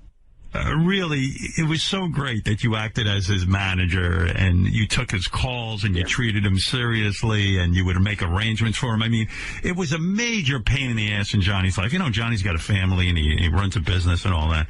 And to sit there and take incessant, one phone call after another, over and over and over again from little Eric. Oh, Howard, you had no idea. I mean, hundreds, really sometimes 40, 50 calls a day. Wow. And any time of the day or night, he didn't care that Johnny had a life, a business. Any time of the day or night, and then he would do like time limits on everything. Like, in other words, like he wanted to get late, and he knew he couldn't go to the bunny ranch, and I didn't know that. I heard it on your show, but then you talked about the altitude, but I heard that first, and I'm thinking, are you kidding me? I mean, now it's like. I have to find sea level to get you. Yeah, it's not hard enough. It was always like some impossible thing, and then he would put a time on it. Like, right. You got 2 hours to do this, or you got 3 hours to do this. Hey, he knew he was running out of time, so he had to definitely put a time limit on it. That's it. Johnny, thank you. Johnny, thank you, and Jan, thank you if you're on the line there. And guys, Johnny, I thought it was great the way you had interaction with Eric, and I know you are heartbroken. I know he was you considered him family. I know that. I loved him. I know. And the guy on the phone here, this Jan. Yeah. That's a man's man. That's a man's man, Howard. The way he took care of this kid. Right. That I never see nobody care so much. Well, ever. You're absolutely right. That's no one will ever do that for me, I promise you. I feel that about Jan, and I feel Eric was a bit heartbroken because he loved Jan so much. And I got to tell you, Jan, you're a stand-up dude, and I really mean that, and I think the world of you. And Johnny, same. And now maybe you can finally pay attention to your kids now that Eric is gone. If anything good comes out of this, Johnny will now pay attention to his kids because he was more wrapped up in Eric's life than his own children. Oh, the other thing, I don't know if you guys could tell when he called into the show, the other thing he was super stressed and worried about was the surgery. He was pretty sure it was going to happen in November, and nobody knew what the outcome of that would be. Maybe if they'd done that surgery, maybe he could have lived a little longer. You know what I mean? Yeah. Howard, I don't think he would have ever made it to it. No, because he was so sick. He was way too frail. I think he was way too frail. Yeah.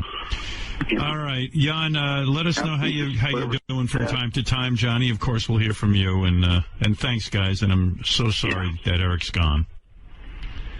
All right, thanks, guys. Yeah. Bye. Thank you again. Right. Well, there they are. The two guys closest to Eric, Jan and Johnny Fratto, who was his longtime manager, believe it or not. You know. Some of those negotiations were priceless as well, that Johnny would have to go through for Eric's various activities. I should have asked Jan. I mean, who's going to clean out Eric's stuff? You know, like what happens to Eric's chair? What happens to Eric's memorabilia? All his little, his A's, his beloved A's, the hats. Yeah, and I think he collected a lot of autographs and all of that stuff. Like, what are they doing with all that? I wonder if Jan's a part of that. Well, he said he was staying there a week longer. He's probably helping. Yeah. Well, I wonder what the WWE is feeling. You know, they've lost one of their biggest supporters. Eric Lynch, Eric the actor. Some knew him as Eric the midget. He didn't like that, so we changed it to Eric the actor. But he complained, and he was great. He was no bigger than 4 feet tall, but boy, oh boy, did he have a big presence on this show.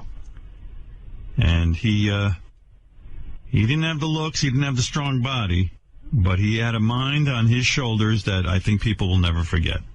And he really did teach us a lot. I love that Johnny said he'd have them roll him right up to any beautiful woman he saw, and he'd take a shot. That's right. He tried to find things in life that mattered to him and go after them, and Eric lived life. You know, Most of us wouldn't have the balls to ask for a free pass to a whorehouse, but Eric did. And maybe that was the secret to life. Who knows? Look, who demands to be on TV shows and then gets his way? Always got his way. You know, Eric needed a lot of help. He really did. He needed my help getting acting jobs. He needed help from the government getting oxygen and medical supplies. He needed Jan, of course. He needed Johnny. He needed his parents. He needed free stuff from Amazon. But, I mean, he had a wish list for some of the most ridiculous shit you've ever seen. He wanted, on his wish list, for real, the big book of boobs, an Eric Chavez action figure from the Oakland A's. He wanted a case. That's 24 bottles of Dr. Brown's cream soda. He wanted every flavor and size of Gatorade that you can imagine. He wanted pellet pistols, blank guns. Pellet. That's right. He loved guns. What's a Little Debbie zebra cake? He wanted that, too. I don't even know that. It's a brand of cake. Little Debbie's is a brand. He even wanted batting gloves, and I don't know why. He was in a wheelchair. I don't get it. Going on to the batting cage. Yeah. And even more bizarrely, he wanted the Sony headphones, the Simon Cowell edition Sony headphones. The Simon Cowell edition. Yeah. Some knew him as Eric this, Eric that. We'll know him as Eric the Angel now. We're going to change his name. Eric the Little Belligerent Angel. Well, now we're getting quite a few representatives up there from our whack pack. Mm-hmm. You know, we've lost quite a few people. Would you say that Eric, Gary and I were just talking about this, would you say that Eric, was Hank the Angry Dwarf a bigger impact on the show or Eric? Oh, wow. That's a tough one. That's a good question. I said possibly Eric. I mean, Hank, was right up there. Hank was amazing. Yeah. That's a tough one. I think I'm calling that even. Right. Well, I want to thank Kelly Clarkson this morning because she's the reason I found Eric. Yes. Eric Thank was goodness in love you with called her fat. That's right. If I hadn't called her fat, we'd have never met Eric. The ball never would have started. The ball never would have started rolling. He was 85 pounds. And I think anywhere between 3 and 3.5 feet tall. I never really figured it out. But you can't judge a book by its cover. Because too often in life, we pass by little guys like that in wheelchairs, or we give them a tap on the head or something, treating them like they're 3 years old. And Eric didn't want any of that. He had a rich life, and it was filled with bitterness and triumph and agony and all that kind of stuff. And through his own little devices, Jimmy Kimmel became friends with him, and Natalie Maines adored him, and Hollywood producers and directors put him in TV shows, and his obituaries even in Variety magazine and Us magazine. Yeah. Zac Efron called him out for the Ice Bucket Challenge. Look at that. And like Joan Rivers, even though, when Joan Rivers died, it was a shock to us. Even though we knew, she was 81 years old, how much longer could she live? And like with Eric, you knew he wasn't going to live forever, but it still comes as a shock that he's, It really and it's does. just like Johnny Fratto said, it was because he always fought back with such a vengeance. He never seemed or sounded frail. He didn't feel frail. And so we always believed he'd be around. God, he loved wrestling. I don't think there was much left on his bucket list. He did get out and do a lot of stuff. We even got him laid. He went to the matches. He met the wrestlers. And he did. He got laid. He had never had that experience before encountering this show. That's right. I also loved how delusional he was. We were having Jonah Hill on the show, and he actually sent us a direct message that was, I know Jonah Hill's coming on, and that he's a fan of mine. If he wants to talk, please call me. That was a message from Eric about Jonah Hill. I don't know that Jonah Hill ever called, though. Who knows? I don't know, but Jonah did remember him. Yep. And I guess Eric's last acting job is Brickleberry. Brickleberry. He's on the cartoon. Oh, yes. And you know what? Last week, wasn't Yucko calling to say they might cut Eric out of the show? Yes. I got annoyed with Yucko for that. I said, you knew what Eric sounded like. Don't cut him out. But it shocks you that Eric speaks the way he does? Terrible. Come on. You know what we didn't play? Remember those times we would have an American Idol contestant that he was a fan of call him and try talking with him? Oh, man, there's so many things I could have played. I played a bunch of stuff this morning, but, I could play you 3,000 tapes, 3,000 hours. Well, as the days and weeks go by, we will remember. We'll remember Eric. But my favorite story was Eric and the werewolves in New Mexico, so that's, we all have our own favorite moments. Let me see if there's anything else. There was a bunch of fans on the phone. I'll get to them as much as I possibly can. I do have to take another break, though, first. There's other things on people's minds besides Eric the actor. We'll try to get to those as well. But, Wolfie, I see you've been on the phone all morning. What do you want to say about Eric the actor? Hey, Howard. I just wanted to say I'm really bummed. Eric was just a really good dude. I was actually talking to him a lot over the past 2 months over the telephone, and just the kind of stuff that he would share. He had a big heart, and I know he was really mad about Gary and denying that Eric contributed to ALS, but Eric even told me about other charities that he gave to. So he really was a good guy. Right. All right, Wolfie. Thank you. Yeah, he gave me some facts about just his general routine, and I was always curious if you'd be interested to know about some of that stuff that he did on a daily basis. Sure, go ahead. How many times per day do you think Eric brushed his teeth?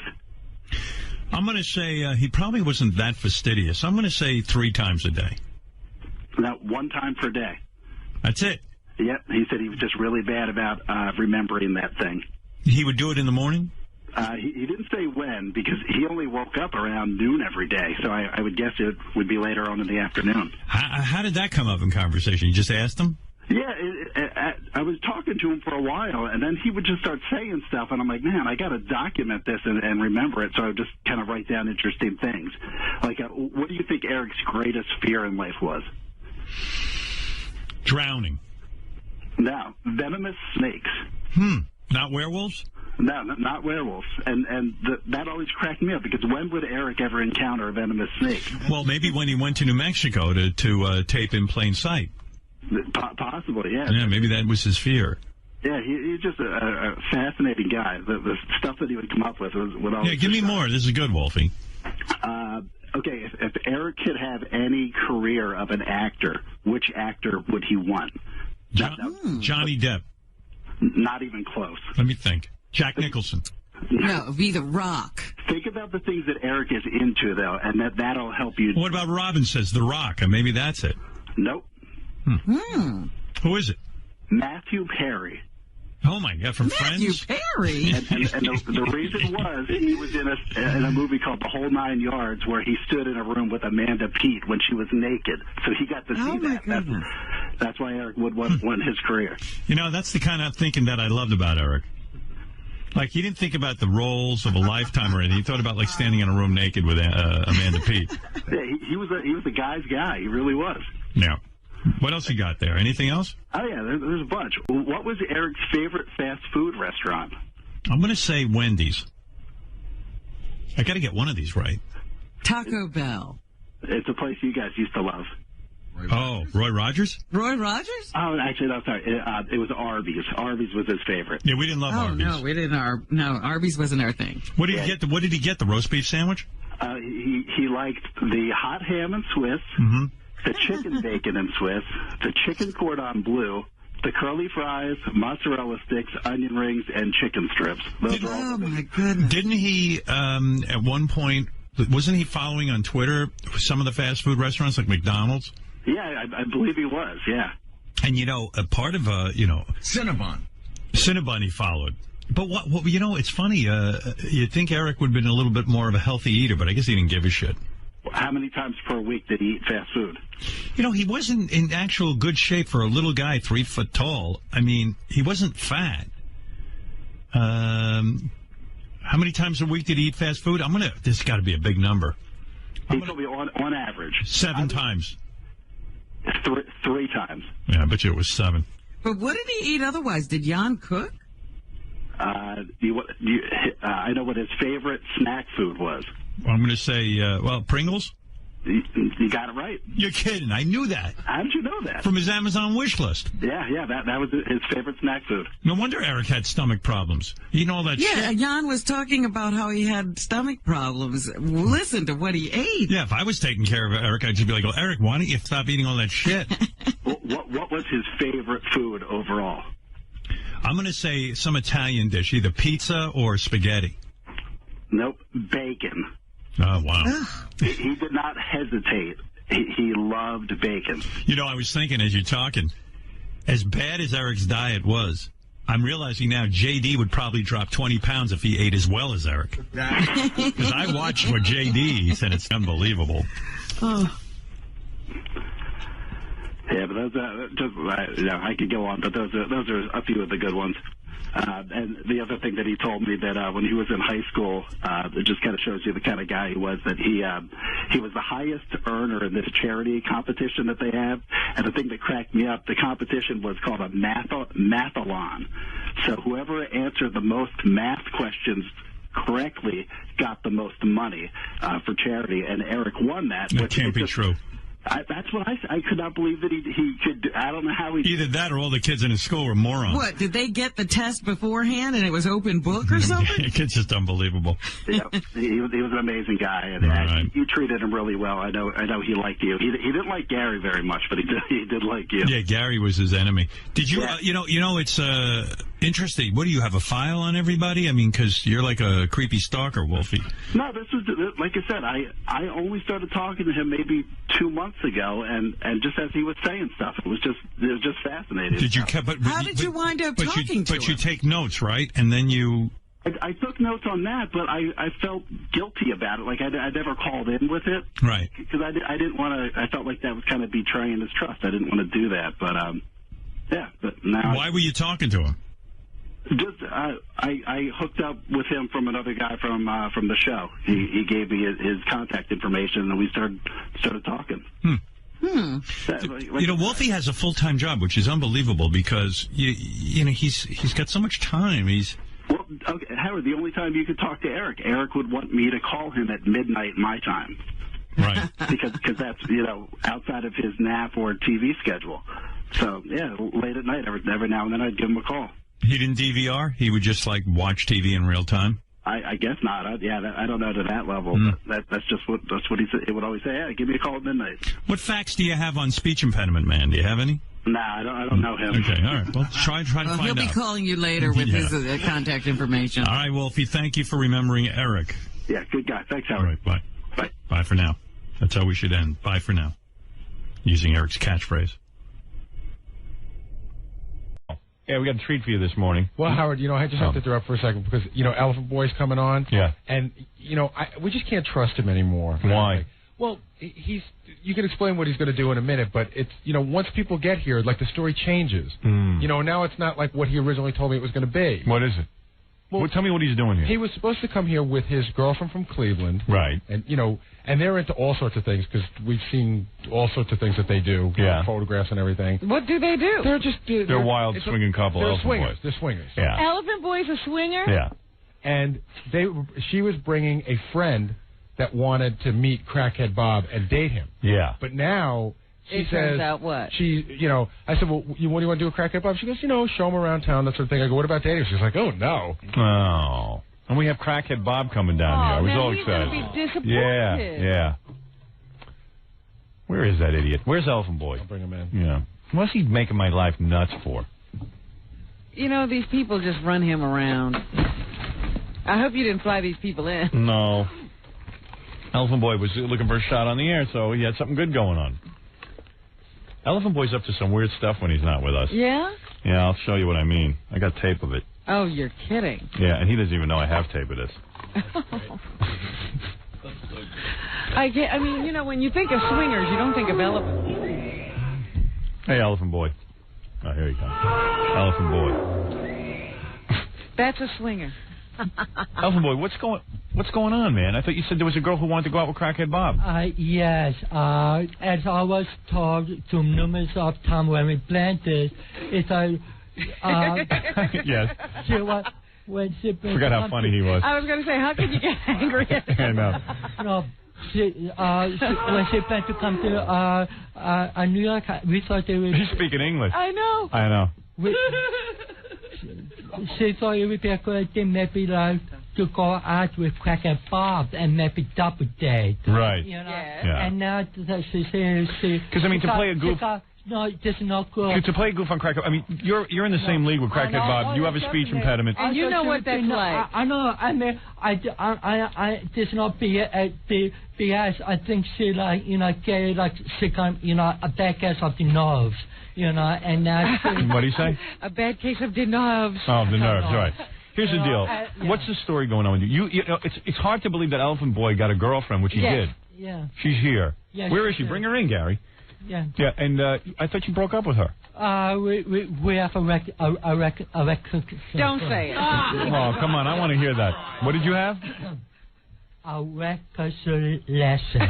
All right, so you had a reconciliation. Yeah. In other words, you got so horny you had to go back to her. I think so. All right, yeah, okay. And no other prospects. I don't think. So anyway. It's kind of dry out there. Oh, here she is. This is Elephant Boy's girlfriend. Come on in. Come on in quickly. And Gary, bring in the girl who wants to have sex with Crackhead Bob, supposedly. Now, Elephant Boy, what are you, a swinger? What? No. Are you into swinging? No. I heard you're into swinging. Is he into swinging? What's your name again? Mary. Mary. Hey, Mary. Hi, Howard. Is he into swinging or what? Yeah. Elephant Boy, like when we met him, couldn't even get laid. Yeah, he had not been. Then he gets married here, and now he's a swinger. No, I was a swinger. Because listen to what I have, okay? What do you have? All right. Elephant Boy, you don't even know I have this. Okay. All right, because some guy... Oh, here's your friend. I knew it. Oh, how you doing, honey? I knew it. What do you know? You don't know anything. I know. I think I know what we're going to play. You played it, and I'll tell you the real thing. All right, okay. Okay. Hi, what's your name? My name is Sharon. Hi, Sharon. Hey, you're cute. Thank you. You want Crackhead Bob? So are you. You want Crackhead Bob? I want to go out with him. I want to meet him and just go out with him today and hang out in the city. Right. All right. So you chill out, man. So you're saying you're willing to go out with him? If something, if romance happens, romance happens. Yeah. Right. I see. All right. Well, that's fair enough. I've never even seen him. Where is he? Oh, Jesus. I've never saw him. Oh, so Elephant Boy, what do you? I thought you said you had a girl who was ready to go out with Crackhead Bob. I was different information. Who gave you this information? Who knows where he came up with it from? Yeah, like I said, I thought of it all by myself. I'm not going to be playing a liar. I lied to you once, and I'm not going to lie again. So, with the information I received is what I told Gary. and now people, how do you say, revisionist history. How do they say that again? Revisionist history. Yeah. I've never seen this guy. I don't even know what he looks like. All right, well, we'll have him here in a minute, okay? Take it easy. You never listen to the time. Yeah, well, the thing is, you should really take a look at him before you agree to a date to him. Because, but we had heard that a date had been agreed to. Because Elephant Boy's up to weird stuff. Well, so this guy sends me a tape, okay? Elephant Boy called... Can I play this? Do you know what I'm talking about? I really don't want to. Because what is it? Tell us, Robin, what it is. During time we were... When him and Mary were broken up. Let him tell the story. No, it'll take forever. No, I'm going to be very concise. It doesn't help. We got like a phone number for a screen. I think how I was make up... I told you it wouldn't help.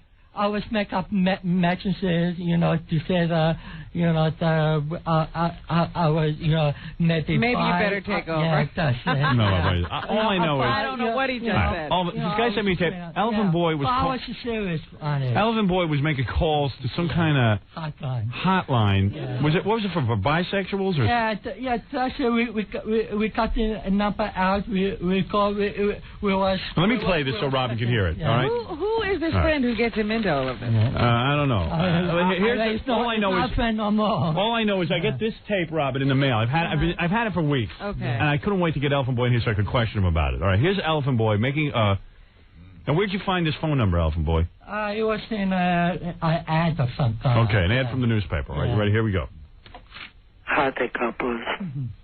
I'm looking for a couple in the 30s or 40s in which the male is bi. I am a white male, 38 years old. I'm 5'10", 165 pounds. I'm talking disease-free. I'm Dr. Higgins, and I'm looking to have a discreet, sexual encounter with a couple. Wow. If this interests you, leave a message. It's box 5028.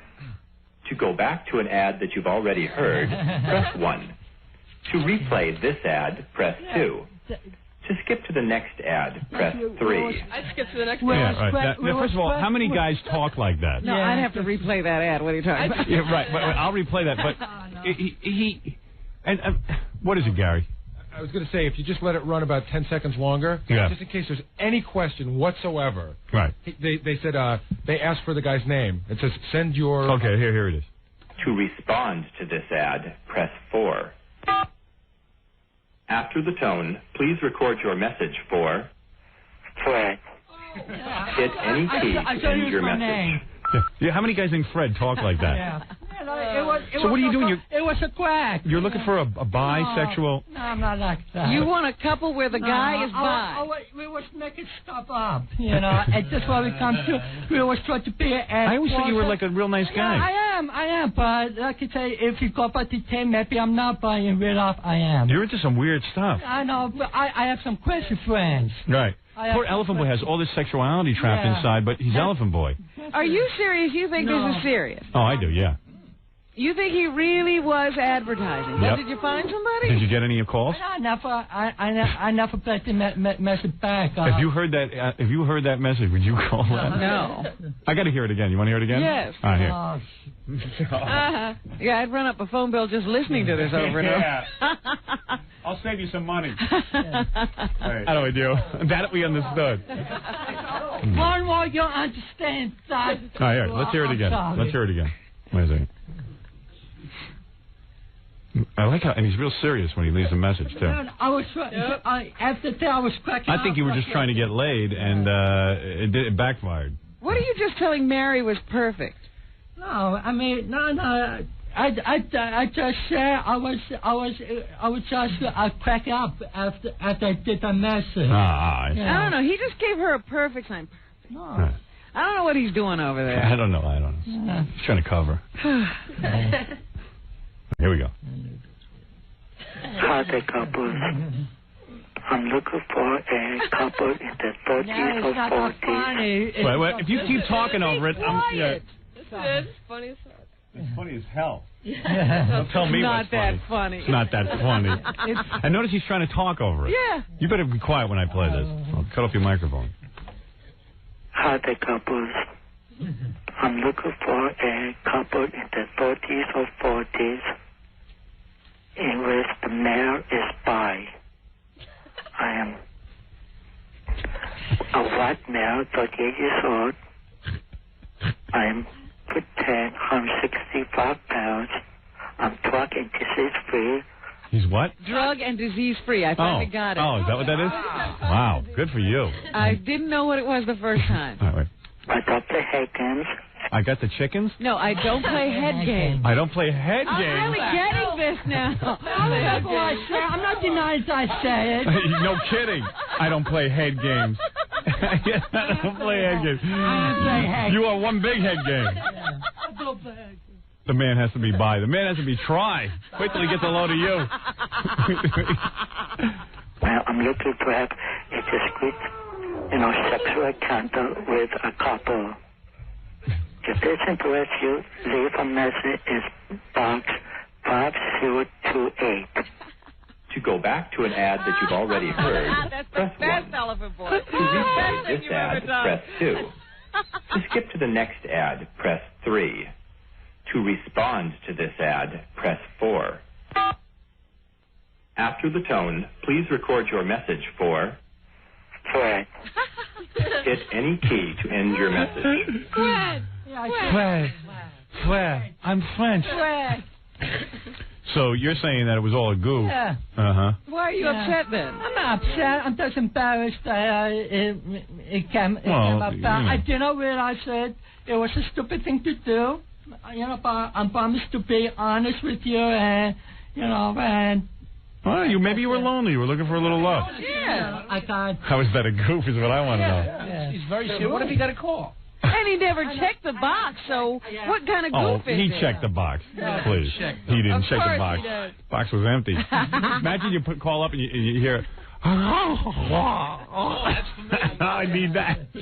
I gotta go call that guy. I don't play that game. Yeah. Hey, you know what? I think I'm gonna look for a date. Let's see what's on the line. And then, let's see him. Game. Oh, wow. He sounds hot. Honey, I think I got somebody for him. I'm not sure if it's a man or a woman. He's disease-free. That's the good news. He's thoughty. The bad news is he's disease-free because nobody wants him.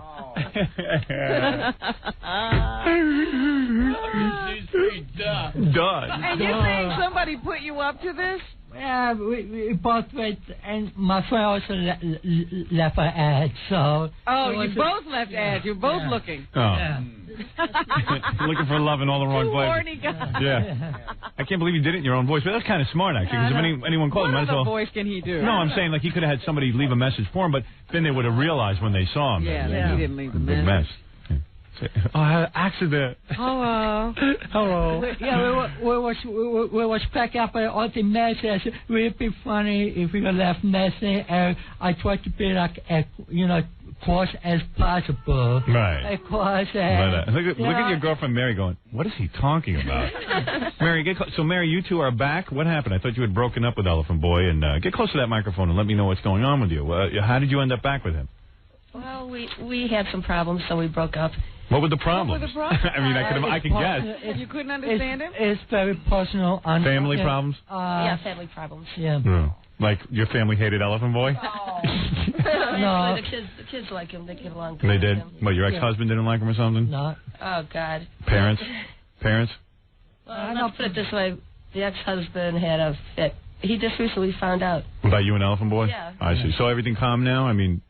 As I said, she went through lots of personal problems, and those problems are being on her. The problems are over? Right, I see. Yeah. They're beyond her. Did you hire a hitman? No. Okay. Problems are over. No, your problems are just beginning, honey. You're dating Elephant Boy. I think we got some new problem. Yeah. I don't know your ex-husband, but I'm with him. I'm upset about it, too. That message that he left. Right. Did that cost money, Fred? No. Well, this is when you were not in the picture. Yeah. I mean, you were gone. You and he left him, and this is what he resorted to. I mean, you can't be that shocked by it. Yeah. And plus, you guys are kind of like wild together, aren't you? I apologize. Yeah. Aren't you wild together? Fred, is that going on in your life? I have to be honest. I will not like you. I did have a couple of experience when I was younger. Oh, you did? Oh, you're kidding. Really? Maybe that's what... I refuse to, love. It wasn't the past. What, were you molested? You were molested? No, it sounds like he was into it. As you said before, two horny guys. Right, two horny guys and some young guys and... And what'd you do? What, like a sword fight or something? Yeah, like the thing you used to do in the homo room. Oh, in the homo, man, that's worse. My God, not that stuff, So you're not opposed to, like, handling a guy? No, not How really. far would you go? I was never against... Was the guy screwed up, too, like you? Could he talk straight? Were they hot guys? No, I don't hardly remember. Remember, the guy. I had to sing for a long time. Yeah. I mean, I would have been in here sooner. I was typing something up. Is there anybody in this room that... Fred, you're definitely bi. That's what he just said. Yeah. He's telling us. Oh, why don't you listen to the show? No, he said he had an incident when he was younger. Well, yeah, he's saying he had a few. No, but I'm saying he is right now. I'm saying that message was for real. Well, maybe not. Yeah, but I never act the message. I would be. He's an honest guy. He's saying he... I still finished maybe because we were separated. I thought when me and my wife were together, we was great, because of postpone, I thought I would never find somebody. So, Mary, were you aware that Elephant Boy might want to be in bed with you and another guy? Maybe that'd be pretty wild, huh? No, I don't know. No, Mary is enough for me. Right. Well, there you go. But how far did he go? I don't want to know. I don't want to know either. I don't want to know either. You don't want to think about it. It happens, it happens. What is it, Baba Boy? No, because see, I've seen, I don't want to get too involved in it, but I've seen a picture of you and some women in a hot tub together and other guys, and everybody was in various states of undress. I was in a hot tub. Yes. How's Elephant Boy getting all this action? Yeah. No, that's it. Oh, maybe we went to Cleveland. Yeah. Yeah. Oh, there was a camera there. Yeah. There was a camera there. He's very funny. Oh, there was a camera. In fact, Elephant Boy doesn't care. Elephant Boy, you don't care about that kind of stuff, but you're open. That's all, right? Yes, I'm open. No, with you, so I met, lots of, gay people like Gary's, like the trans, and I was, no, not like that. No, just as a friend, I did not, I tried to keep away from what? What's he saying, man? He's getting so racked up that defend himself. defending your life. Let's reshoot defending your life with him.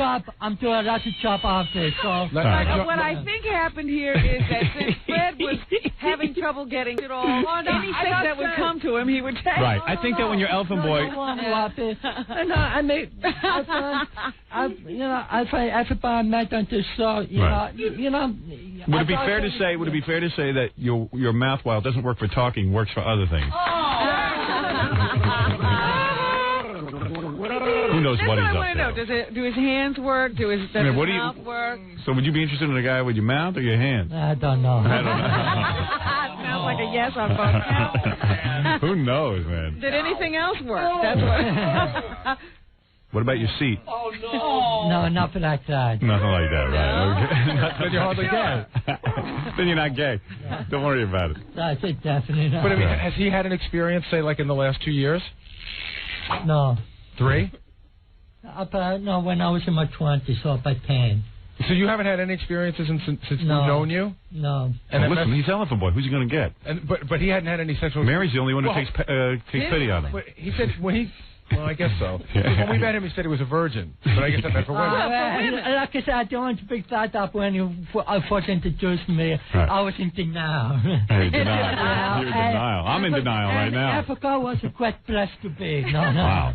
So, Elephant Boy, so let me get this straight. Yeah. You're not opposed to being with a guy? No, I'm not. Right. Wow. Wow.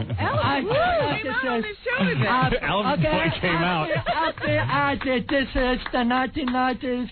If people who like to discuss of me by it, doesn't want to have nothing to do with people are disgusted by you, but not for that reason. Yeah. All right. Okay, let people talk to it. So there was my friend to begin with, so I won't miss them. Right. So, now you're out. That's good. It's still not going to help him. He still can't get anybody. He might as well be in. He's batting 0 on 2 counts. Right. Well, that's quite a revelation. It wouldn't know. Wow. Maybe he came out before, but nobody understood it. And he went back in. Yeah, right, exactly. If you excuse me, I got to jump out of the window. No, why? Mary, he's a good lover, isn't he? He's pretty good. He's a real good lover, right? Yeah. Well, now she knows he's bi. No, wait a minute. He just pretends she's a guy. I don't look like a guy. You're all woman. Don't worry about it, baby. So, Elephant Boy, you're here today to say what? He's bi. So you're saying that your friend here, Mary, who you are now lovers with, again. And Mary, you're in love with Elephant Boy? Yes, I was. You are? Yeah, and Elephant Boy, you're in love with her? Yes, I am. Wow. It may be a possibility, things to work out, with my job. I get like a proper transfer and then move to Cleveland. You're kidding? Yeah. Really? You would leave us? Might be a good idea at this point. I always beg for you, but you always say no, so I'm going with the true thing. Hey, here's a guy on the phone who wants to congratulate you on coming out. Steve, you're on the air. Steve, you're on the air. Hey, who'd have thought you'd start off the new year finding out Elephant Boy's a fag? Thank you. Well, what a way to start off the year. Yeah. Well, maybe move to Cleveland. No one in Cleveland knows you're a homo. That's right. If they know, I don't care. Right, who cares? I don't care. You're bi. You're bi. That's it. Right. No, if I say, you know, I've said before. You know what? Been in love with him. I'm going to tell you something, Robin. I think this is the smartest thing Elephant Boy ever did because when you're a guy like this who doesn't have a lot of possibilities with, I say, now he just included 50% more of the planet. Open up the field. You open up the field. I just stop at the chance about. Now, you and Mary, are you and Mary thinking of getting married? Is that what's going on here? Wow. It's too soon to say, but that's a possibility. Really, Mary? Yeah. Is that right? You would accept Elephant Boy's proposal? I don't know. Right now, we're just... I just like things how they are. Wow. Yeah. Wow, Mrs. Elephant Boy. If he hangs around long enough, maybe what'd you say there, Steve? If he hangs around long enough, maybe Ralph will show up. Would you be interested in Ralph? Ralph is not my type. Really? Who is your type? Who do you think is cute? He's pretty kinky. Who do you think is cute, Elephant Boy? I don't know. It all depends on the person. Right. Fred, what about me? He likes Jackie. He does? Don't put words into my mouth. No one can put words in your mouth, pal. You can't even put words in your mouth. He fantasized about you, Howard. Did you ever fantasize about me? I know, because I know you're completely, Don't say that. I didn't know you were in the market. I didn't know you were in the market, Elephant Boy. No. Fred, Jackie, and Howard. Out of Fred, Jackie, and Howard, who would you go for? Dream boy. Whose trailer did he hang out in? No, I don't. Well, actually, I am with, Gary doing one day of shooting.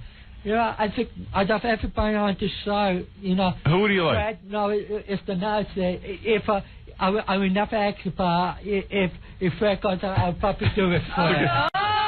Earth Dog Fred. I would never. Eric, you mean? Eric, right, Eric. Whatever.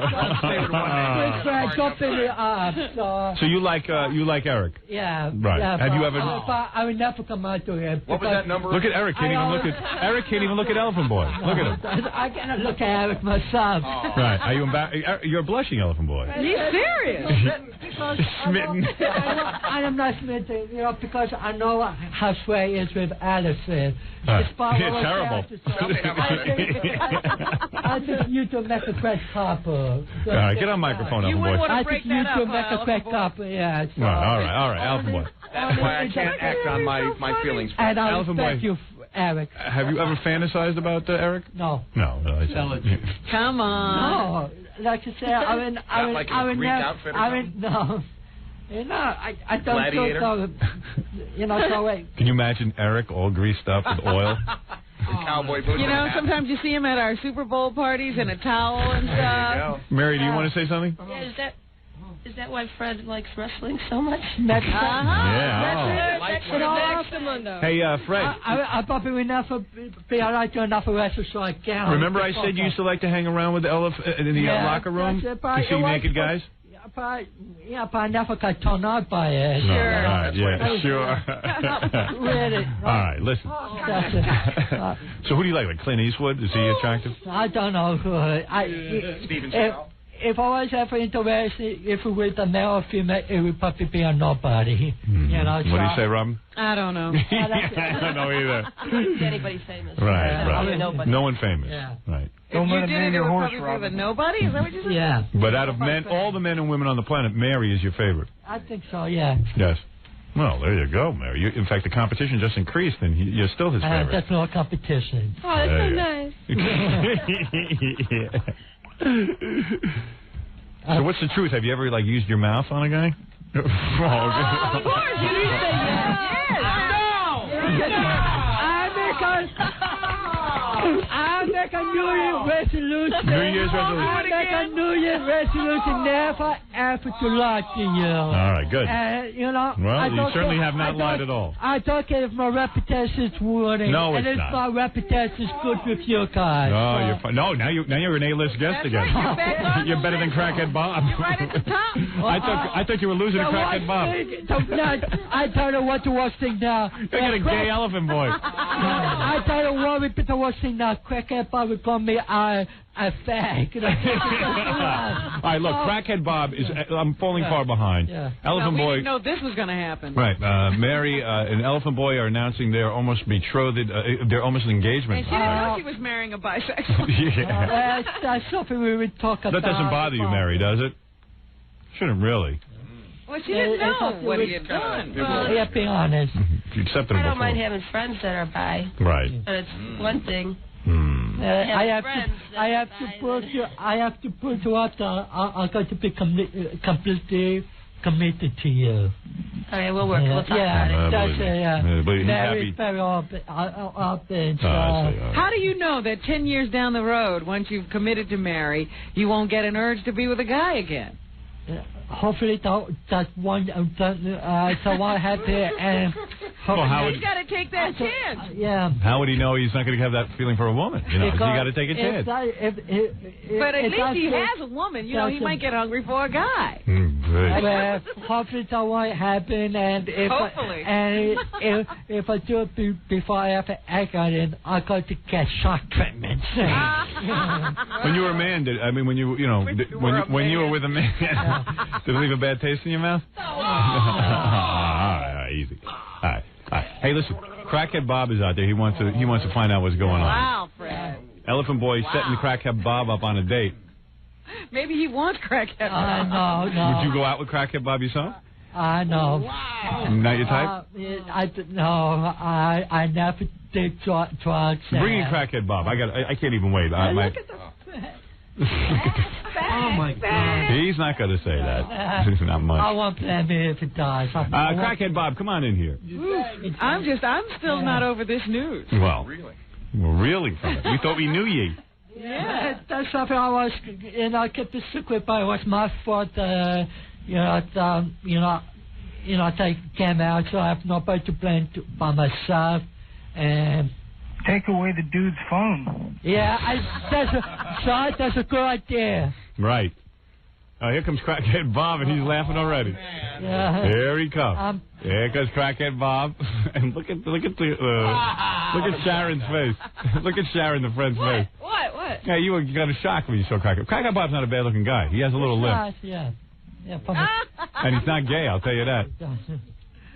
Oh, he's all man, huh? And he's wearing Don't Do Crack T-shirt, Crackhead Bob. Wait, help him into his chair there, will you, turn John? it around for him. He's about to lay on the... going to get into No, don't turn around. He just needs a little help. Sharon is looking in shock. She's in shock. Sharon, how are you feeling right now? Okay, I Are guess. you attracted at all to Crackhead Bob? I don't know him well enough to All right, well, say that. let him sweet talk you a little. Crackhead. Yeah. Did you? Crackhead Bob. Bob. Right. Put the bob on. Crackhead is too hard. Elephant Boy's beautiful girlfriend Mary is here, and Mary brought along Sharon, who was thinking of maybe going on a double date with you guys. Okay. She doesn't. Are you interested in Sharon? Yeah. Oh, who isn't here? Yeah. Or are you interested in Elephant Boy? I don't know. Elephant Boy would take No, sorry, Bob. I just like to be friends and nothing more. Elephant Boy, are you attracted to Crackhead Bob? No. No. Hey, not me. I'm a man. I'm a man. Hey, hopefully I am a woman. You got to see this. I got a woman. Not a bacon. Not a bacon.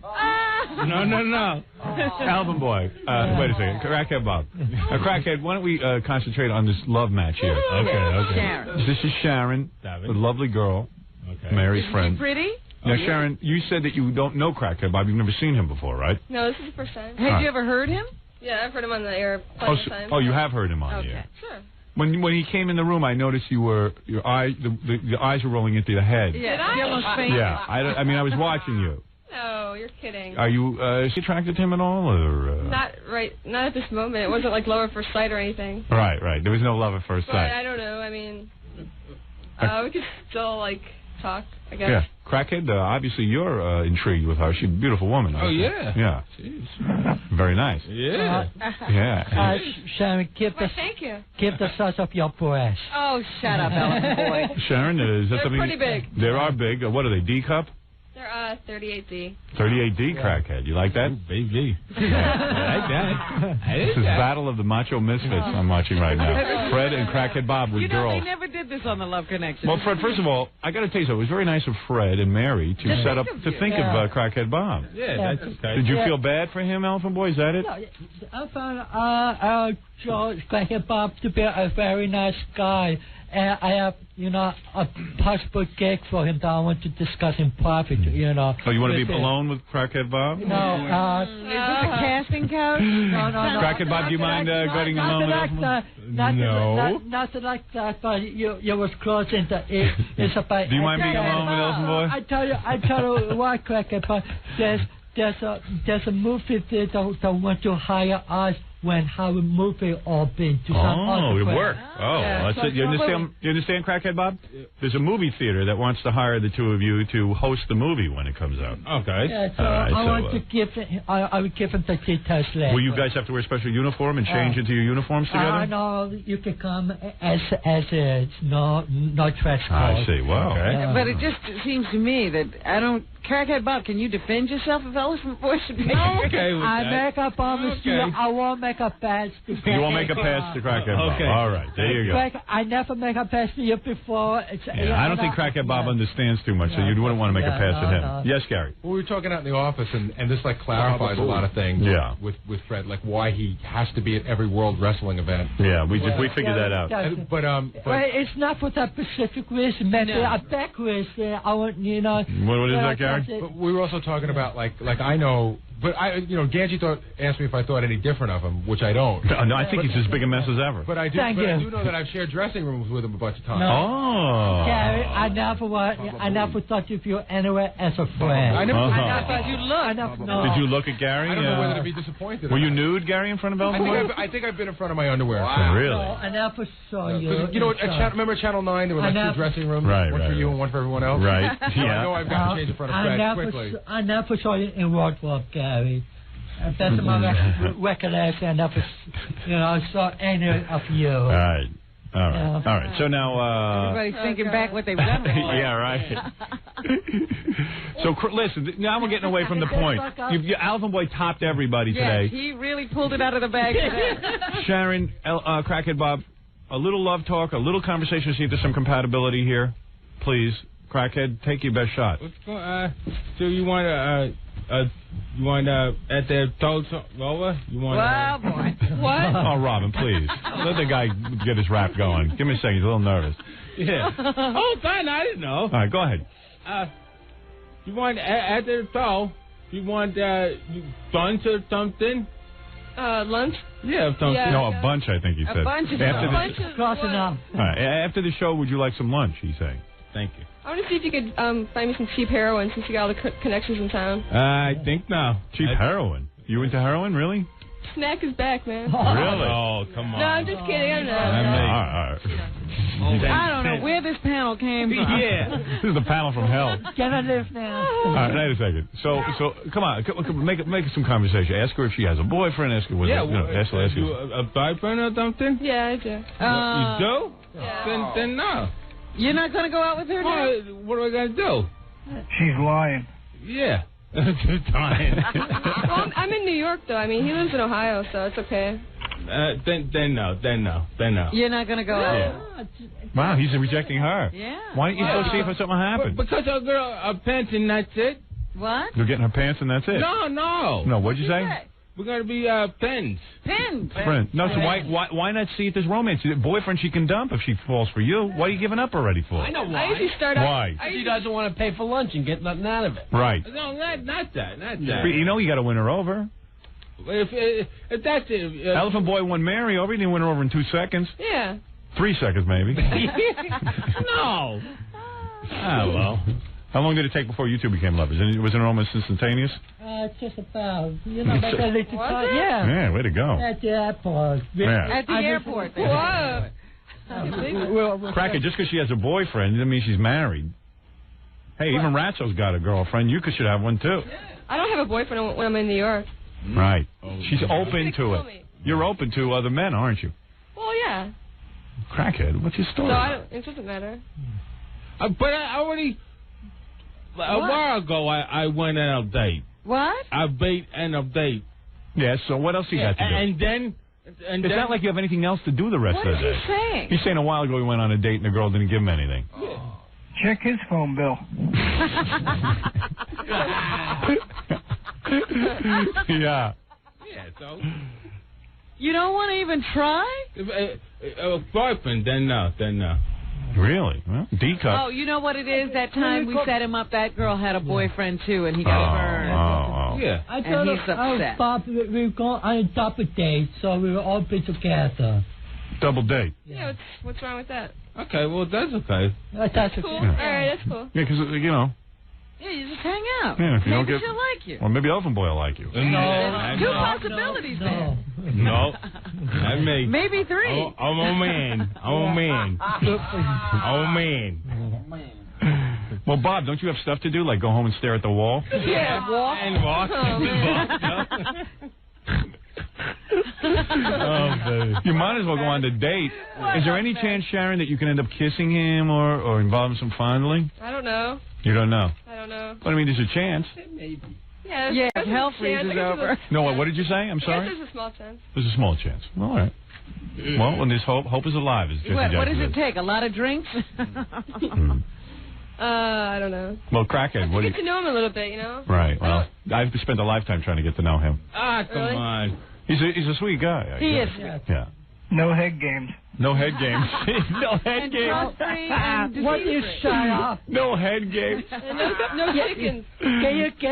I love that message. I love that message. My favorite message. And no head games. No head games. I am drug-free and disease-free. That's what the other message said, so I just copied from there. No head games. Yeah, sure. No head games. So, Crackhead, you going to go on the date or not? Okay, I'll do it. I'll do it. That's what you asked. Oh, I'm so relieved. Yeah. No, but I don't want... You don't want to waste your time. Yeah, and then that's it. What else does he have to do? That's a guaranteed thing. No. So even if she's just a friend, at least go make a friend. How many friends do you have? Yeah, how much a lot of friends. You do? A lot of friends. How much human contact do you get? None. Done, no. Yeah, so now you got some human contact. At least Fred's introducing you to a posse of friends. And let me tell you something. Fred and Mary got all kind of friends, a network of friends who are open to people like Fred and you. And, really? You know, maybe Sharon won't be the one. How does he find them? I don't know. Free thinkers, they call it. Leave a message. Oh, you're so original, Steve. He's pretty good, actually. He is. He's pretty funny, actually. Thinking of hiring him. I like him. Everyone knew I done the show. Who do you attract to? Like Clint Eastwood? No. Like who's someone Who's famous? your guy? Matthew Broderick? Like I said, I don't think of famous people. So Mo from the Three Stooges? It must be some wrestler. Guy. I'm one of you guys. All right. Must be some wrestler that he really is. Anyway, everyone knows love is in the air. Crackhead Bob is going out with Sharon. Fred is going out with Mary. And who knows, God knows what do you else. guys got planned for today? We're going to go to the vault tonight. Are you really going to go to the vault? What's the vault? I want to go there really bad. Crackhead, you hear that? Now anything can happen. You know what the vault is, Crackhead? All. What? I think all. The vault. Yeah, and off. All clothes off. Yeah, that's what I'm saying. Yeah, it's like an S&M club or something. Yeah. That's wild stuff. You can take your clothes off if you want to. Hey, Crackhead, you can take your clothes off there. That's okay with me. Yeah, you would? Oh, okay, but not No, that. Not Fred. Not Fred. All right. I won't be interested. Fred, do you go to the vault? No. But you're interested in going, aren't you? No, not really. That's not my... Nothing's your scene. It sounds like everything's your scene. I wouldn't want, just to experience that, but I think it would be like a one-time thing. Yeah, sure. Yeah, sure. Good for you, Al. What did he say? He said he might go to the vault, but it'd just be a one-time thing. Yeah. You might like it. Yeah. Mary, you're into going to the vault, right? I've never been there. Right, but you might go with Elephant Boy and Sharon and Crackhead Bob, right? Imagine the whole vault runs out like the Munsters. They empty the club. They empty the club out. Fred, you might get your wee-wee fondled. No, sorry. Oh, baby. Oh. You like that. Oh. Yeah, I like that. All right, thanks, Steve. Carlos, you're on the air. Yeah, Howard. Yeah. Hey, what's up? No, I want to rag on this nigga. What the hell his name is? The moron that's a fag. Okay, wait a second. He's not a nigger. Yeah. Oh well, he talks like a nigger with the new Ebonic crap. But anyway. Carlos, what are you, a Puerto Rican? Who, me? Yeah. No, I'm Dominican. Oh. they're worse than blacks. What does that mean? I have no idea, Bob. I just want to run up this. And you're trying to get him going. Huh? Carlos, look, the guy's just trying to be honest. That's all. Yeah, Carlos, we don't know what's in your past. Yeah, believe me. Oh, no, I'm straight. Hey, Robin, how about you? Sure. I want to go with you. What's up? All right, thank you, Carlos. Thanks, Happy Carlos. birthday, Howard. Thank you, Carlos. Take it easy. Thank you. Well, listen, let me wrap this up by saying, Fred the Elephant Boy, congratulations to you on all your maybe even moving to Cleveland with Mary. And thank you. Thank you. Do you have a gay name? No. Do you like it? Have you ever been called something other than Fred? No? Lucille? So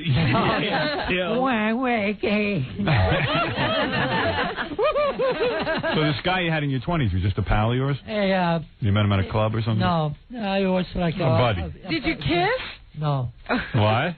No, that's it. No? White guy? Yeah. All right. Did you kiss this guy? No. Yeah. Come on. Were you nude with him? I mean, how long did it last? You weren't nude? No. Just pull on your pants? Yeah. All right. How long did it last, Fred?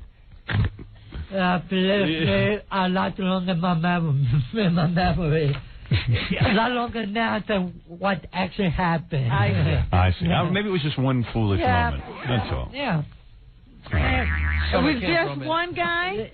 Was it multiple guys or just one guy? One guy. And it was the first time you enjoyed it? Yeah, I did. The other guy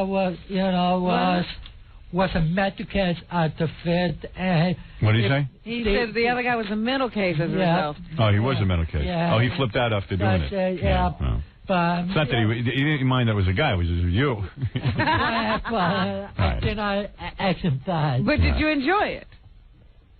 Yeah, but we both did it, and it was awesome. Look at Crackhead laughing at Elephant Boy. Crackhead, you never know what happened in your life. That's all. Hey, he was desperate. Yeah. You said he wanted human contact. Yeah, not me. Crackhead, the last thing you should be worried about is me. You're a fan of mine. You're a member of the Rack Back, and that's the way I will see you in the future. Whatever. So, I don't know what he just said. Crackhead Bobby's safe. All right. Yeah. Crackhead, congratulations to you and your date. Look at how far Crackhead is sitting away from him. I don't blame him. Crackhead, congratulations on your date today with Sharon. Okay. Elephant Boy, I think it was Elephant Boy and Mary. Very generous of you. I meant to do the right thing. Hopefully it works out. We'll see. Yeah. Sharon, are you excited about your dream date? Yeah, it should be cool. Right. Yeah. He's sort of like the Crackhead Bob is sort of the Mel Gibson of the handicap. Yes, he is. Yeah, he's got it going all on. Tell her how happy her day's going to be. Yeah, hold on there. He's the anti-drug king or whatever. Right. All right. Drugs, I did it. Not nice. Not nice. All right. All right, so there it is, gang. Now everyone's got the full story. Wow. Crackhead Bob's got a date. Elephant Boy's got a date. There's a lot going on. There's a lot of love in the air. I got to take a break, unfortunately. I could do this all afternoon into the evening. I know. I would like to be on the date now. Yeah. Oh, stop trying to kiss a woman to show your hetero. Look at Elephant Boy making out with his girlfriend. Nice. I can't do nothing. No, I want that then and talking. What? Oh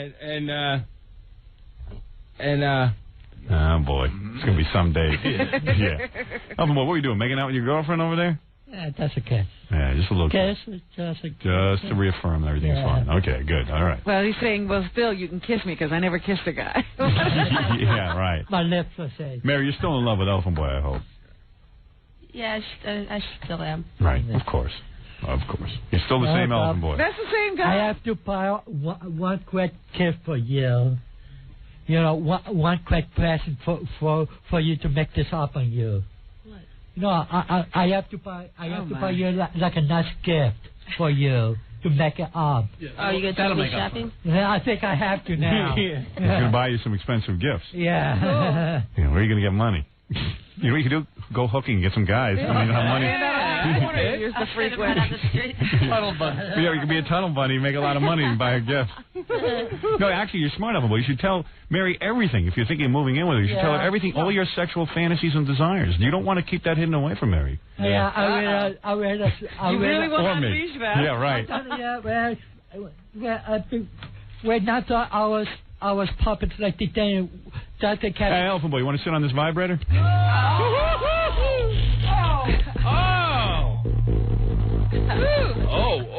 Oh. Crackhead Bob's got someone to goof on that. All right, guys, go out on your dream date. Listen, we're going to bring the E-camera with that date. If you're going out there. Really? Yeah, please. Please. Yeah, come on. Especially if you go to the vault. Yeah, I want to see that. If Crackhead Bob takes off his clothes at the vault, I want to have the camera going. All right. Congratulations, Crackhead Bob. Everything all right with you? Yeah, it's okay. Yeah? Happy New Year. Happy New Year. You too. What'd you do for the New Year? Hung out? Yeah, hung out. Hung out in your apartment? Yep. Yeah. And what'd you do? Did you watch TV? Yeah. Yeah, what'd you watch? Did you watch the building blow up in Vegas? Yeah, that's it, yeah. You did that? And all of a sudden, it was dark out. Yeah, you couldn't see the building. Yeah. Right. All right. Crackhead Bob stayed at home and watched TV. You were alone or you had a date? No, I was home. You were alone. Okay.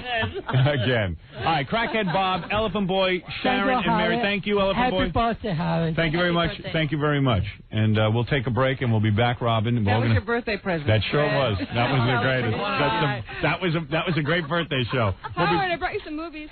Oh, really? Yeah. Oh, look who just came to life. All right, thank you. We'll be back Love you too. We'll be back right after these words. More to come when the Howard Stern Show returns in a moment.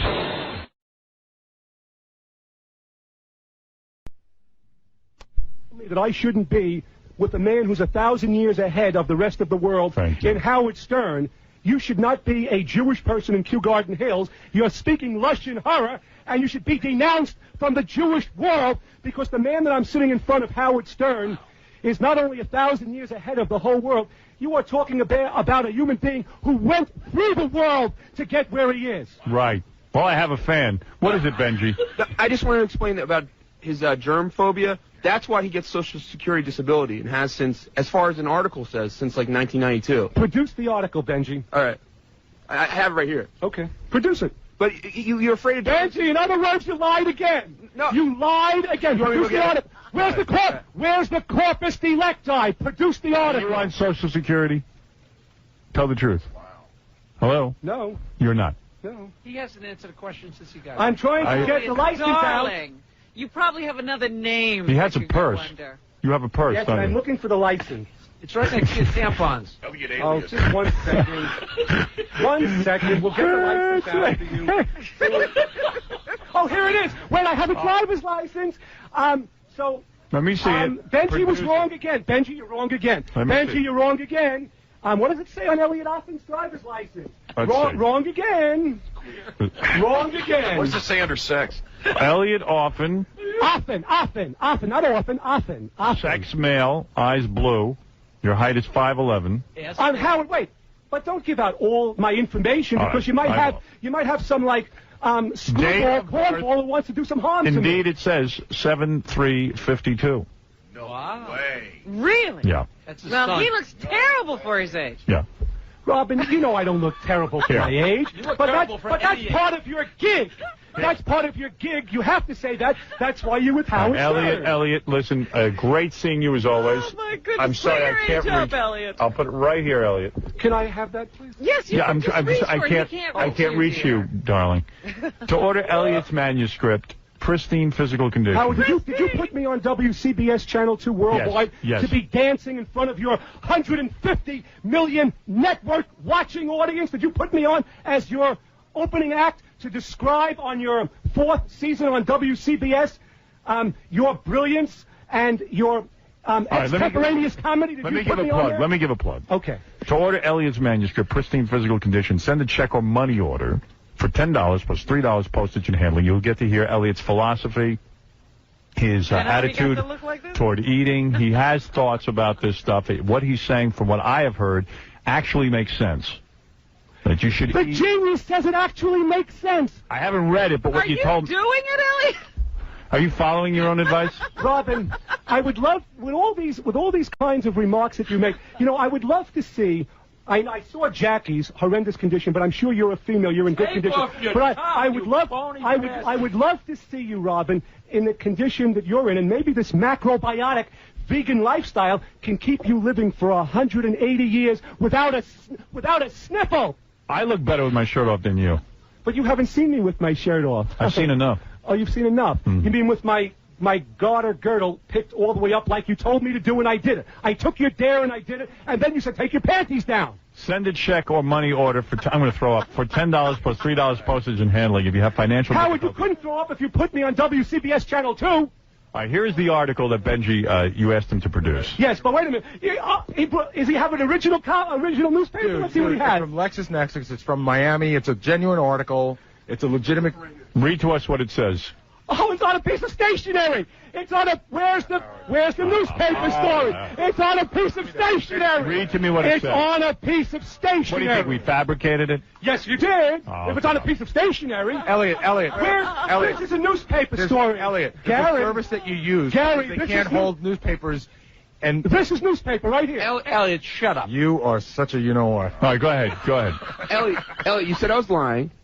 Are you still saying I'm lying? Where's the newspaper story? I can get the exact copy, but would you please, before you perjure yourself, don't perjure yourself. Read it. From the June 1994 Miami New Times, and I'm going... So you're committing perjury. An excerpt. So you're committing perjury. Go ahead, read it. Read what it says. Is especially concerned with germs. Where is the original copy? His preoccupation has led to his inability to work, and he's been collecting Social Security disability payments for the last 2 years. Wow. He says he inherited his dreaded fear of germs and disease from his mother. If somebody sneezed on 51st Did you write this or did Gary write this? Are you saying this is untrue? All I want to know is the truth. This is the article. Benji, please. Well, Elliot, are you saying this is untrue? Not only is this untrue, but you probably printed the whole thing right now. You've received no Social Security? Howard, not only... I asked you a direct question. The question is... No, and Gary, you must have printed this on white paper. Elliot, I swear. Vinny Favali, go ahead. I swear on the life of my children. Howard, I think we should get the... Please no. Then where's the newspaper copy? Where's the newspaper? Wait, Vinny, go ahead. We don't have the newspaper here. Oh, you don't have it, so you can get it. We have it, LexisNexis. It's a search you do for newspaper Jackie, articles. if you keep throwing papers, you just show that you're the scum of the earth if you do that. Go ahead, Vinny. Say what you have to say. Vinny's the vice president. I'm thinking we should do a late-night show with him. Maybe if Cindy Margolis doesn't come back, we could do something with Elliot. The Elliot Offen Show. What do you think? I would watch it. Not often. Often. I would watch it. Just to remind Elliot, this is about the article when you allege the bus driver was trying to kill you. All right. Benji, all I want you to do is just bring me, if it's something is legitimate and it's not specious and spurious, don't bring it out on white. Did a bus driver try to kill you? Did a bus driver try to kill me? Never. Okay. Oh, so this is not you we're talking about. Then this is not you. Just bring it out like this on a newspaper backing, not on white stationery. Howard, can I ask Elliot one question, which you guys may have addressed at some point? What's the deal? Is that supposed to be like a mustache? What is that all about that thing? Howard just asked me that. What is it? It's Indian black. He has black makeup on his laugh lines. I think to hide the wrinkles. I have the wrinkles, yes. Gary, you don't think that draws attention? Look at my face.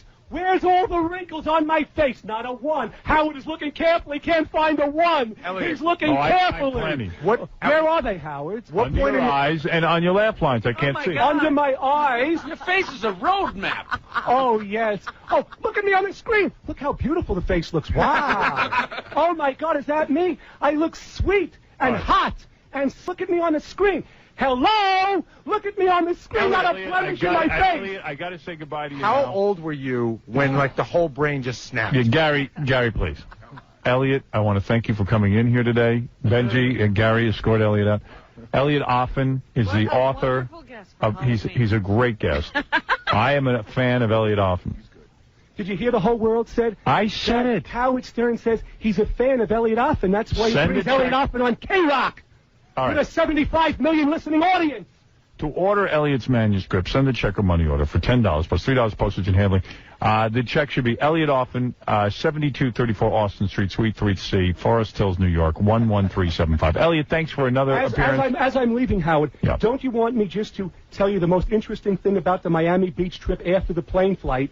That you actually got there. That Mango's Cafe was trying not to let me do my exotic dancing and my exotic running in front of their cafe. So the Miami Beach Police, who's parallel to the New York City Police Department in ethics, morals, virtues, and integrity, they made sure that my imprescriptible and inalienable, irrevocable constitutional rights would not be violated. And they told the guy, David Wallach, if you harass and harass Elliot Offen, you're going to be locked up. All right. Thank you, Elliot Offen. Don't you have more? No, Gary, please, I'm done now. I'm glad that the police are there to preserve his rights. Thank you very much, Robin.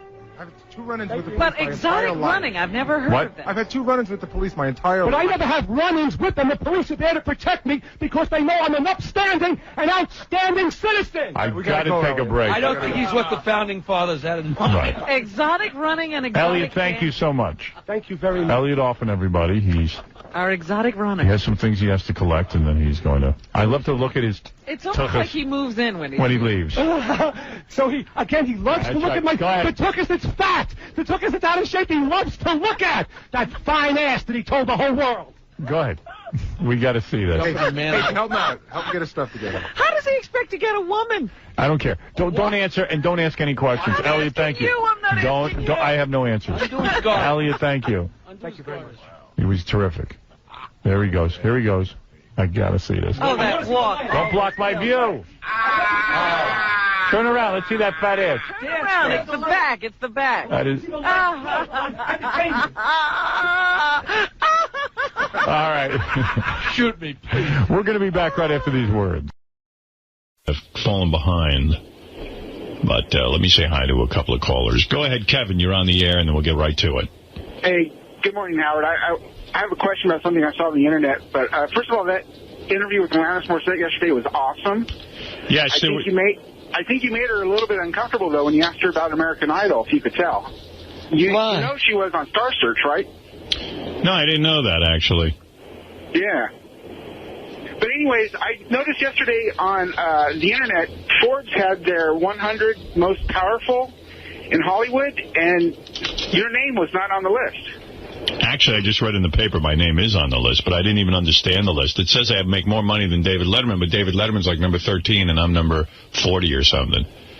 But, who pays attention to that? First of all... yeah, you could argue about that list all day. I know I'm more powerful than most of these guys because, number one, when you go on our show for a guest, they become number 1 on the Google list. Exactly. Now, that doesn't happen anywhere. That doesn't happen on the Leno show. It doesn't happen on The View. It doesn't happen on Letterman. But what am I going to do, argue with Forbes magazine? I don't care. Hey, Howard, what's the difference? I got one more question. I think they base it on the fact that I'm on satellite, and they assume that because I'm on satellite, I have no sphere of influence. That's the only thing I can determine. But that's... Yeah, well, they don't understand. You know what Letterman has, too, is the fact that he executive produced one of the biggest sitcoms in history with Everybody Loves Raymond. Right, but that's not on anymore. Yeah, but I think and he owns the slot after him. I guess they take all that into consideration. Hey, I know the deal on the Everybody Loves Raymond, and Letterman had very little to do with it. It was his producer who wanted to get out from producing and wanted to start a production company. And, right, but Worldwide What's that got to do with anything? I mean, it's the David Letterman company. I'm more influential, but I don't care what anyone says. Who knows? I'm real. You know what? I swear to you, it makes little difference to me whether I'm on that list. Tom Hanks fell off the list. There you go. Imagine how Tom Hanks feels this morning. How is that guy not powerful? Kevin, you ask a question and you keep yelling out, "Hey, Howard, hey, Howard." It makes it difficult to answer your question. But go ahead. Hang up on me before I ask this question. All right, go ahead. Your daughters, do they listen to your show? No. Not at all. Is that a disappointment? No, I think it's fine. I don't know how my daughters feel about what I do, really. Really? You've never talked about it? Not much, no. Are you sure about that? Do you think, I mean, Emily being older, do you think she lies to you about it? Maybe tries to listen? No, I don't think Emily lies. I think she's very honest. I don't think, I mean, they never say to me, gee, I heard Alanis Morissette on your show. It sounded really good, or something like that. They don't say it. I think... Yeah, lie's the wrong word. Proud of you? Yeah, with your parents sometimes maybe they feel awkward discussing it with you, but really they're, you know, obviously fans and might want to be interested. My parents listen every day, that I know. They've made that clear. But as far as the kids, all of the evidence points to the fact that they don't listen to it. But do they say, well, you know, I mean, do you get the impression they're proud of you as their father? Oh, I don't know. I honestly don't know if they're proud or not. They've never expressed to me if they're proud or not. They've never said, gee, Dad, we're so proud of you. I don't know. They live a good lifestyle, I'll tell you that. I know that. Yeah. What's up? You know, it's funny, when we did our shows out in Vegas, like, I don't know, 6 or 7 years ago, we had a dinner one night, and your daughter was at the dinner, and she'd been at the show that day. Right. And I remember she was asking me in, like, the nicest way. She was describing Beetlejuice, and she wanted to know who he was. So she clearly doesn't listen. No, they don't listen. You don't know who Beetlejuice is. You don't listen. You don't listen. I don't know. I found that odd because if I had a father on the radio, I'd have to take a tune in and see what the hell was going on. I would think. Yeah, but they very rarely, I don't know, they just, I think they prefer to think of me as the guy they know at home as opposed to the guy they hear on the radio. Do you think it's on purpose, or do you think that the content just wouldn't interest them, even though they love you? My content is interesting to all people, but no, actually, I think as it relates to me, it weirds them out a little bit, especially when I ask questions of women and all that kind of stuff. And I think I, for one, can vote that I am very happy that they're not ultra involved with the show. It would make it very uncomfortable to me to have to sort of explain to them why I do what I do. I would think that, Well, what do you think the impact has been, though, of being your daughter? I mean, certainly their friends know, and their friends listen, and... I know they're very loyal to Imus. If that gives you any idea. No, I think that their friends basically treat it like you don't bring it up in front of my girls because they don't particularly like talking about my career to their friends. So everybody who's really close to them knows not to sit there and say, oh, I heard your father doing this or that. They take that as a huge offense, I believe. I believe. Well, that's nice that they have friends like that to respect that, too. You know? Yeah. But I don't think they... I think my kids are proud in the sense that, like, Emily comes by here serious. She was doing some stuff with Scott. And then Deborah said, oh, Dad, I want to come up. And she wanted to get some music for her iPod and all. You know, I think they're into... I don't know, though. I don't know that they're particularly... Gee, if my dad was on the radio, though, I'd be coming in my pants. I think it'd be so great. But then again, you know, I'm pretty well known and famous. Maybe it's kind of something that they don't really want to relate to me like that. You know what I mean? I don't know that they have to relate to you like that. I was just asking what they thought. I don't think they like... I don't know. You know what? Why don't you call them and ask them and find out? I guess I'll have to talk to them. Right. You know, on that I really don't know. They've never expressed to me how they feel about it. On that same trip Gary was talking about in Vegas, I was sitting right across from Emily at dinner, and she couldn't have been sweeter. She was very nice and very... I don't know. She indicated to me, not like she listens all the time, but she said, hey, I'm glad you're on the show, and I think you're funny on the... Like something like that. She's being very nice. Like she acknowledged you in your participation. Yeah. I know she likes Artie. I don't know how she knows she likes... I guess from Vegas, because... yeah, we had a nice night together. Me, her, Dana... And she always asks me how Artie is, and then when I start to tell her, she's like, oh, no. Yeah, she's concerned about Artie, as everyone is. Yeah, she was like, oh, that's so sad. I really like Artie. I go, I know. We're all praying. Poor Artie. Oh, God, no. Uncle Artie is not doing well. Yeah. Because I really like Artie, and I go, yeah, we all do. It's a shame. It's a shame. Yeah. Well, I know she doesn't like me anymore, so. Is that right? Yeah. Why do you say that? We've had a couple of words. Oh, right. Yeah, she told me she said something to you about that. Yeah. You had words? Well, it was... I don't want to get into it. I don't either. Yeah, right. I think it's over for us. Right. Oh, my God. Well, I didn't like that she said that to you. I told her that. I didn't particularly like it either. Yeah, I said that was out of line. I said, that's my friend and my coworker, and... But it was handled in a very strange way, and I don't think it was ever resolved. Yeah, I don't know. And then something else came and went after that, and I couldn't even get a hold of her because nobody knows how to. Yeah, if you find out, let me know. What do you mean you don't know how to? Emily's got the same phone number you always have. I've never had that phone number, Well, I'm I'll sure. give it to you. Well, it's too late now. Too late. I'm sure I've already burned the bridge. Right. Now, is she with Robin or the character of Robin? The character of Both, Robin. I think. No, both the of real them. Robin, actually. She knew them both. Right. She knows the character and the real Robin. She didn't like either one of them anymore. Well, I doubt we should explore this more on the air, but it's unbelievably fascinating. No, it was no big deal. It was that. It was that. Oh, forget it. I'm not going to get into it. You know, I don't need to get into that. No.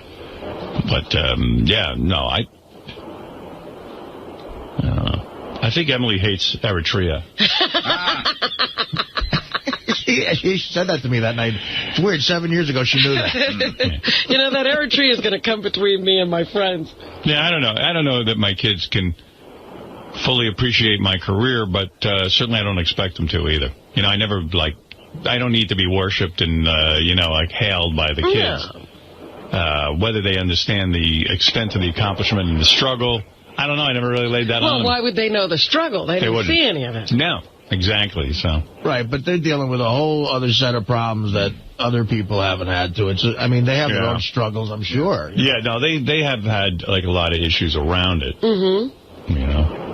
Do you think the show would change if you knew that they were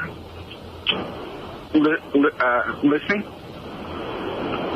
Gee, that's a good question. I don't think I could change the show, really. I kind of do the show where I feel like I'm not ashamed of anything I do on the air. No, so I Well, but you do change. You're not feeling breasts anymore. We've been talking about that. You've changed. Yeah, that has something to do with being a dad and also my kids being older. And then now the dating age is going up for you. Yeah, that's definitely impacted by my kids. I will not date a 22-year-old. You're evolving. Even that hot Playboy playmate the other day. God, she was hot.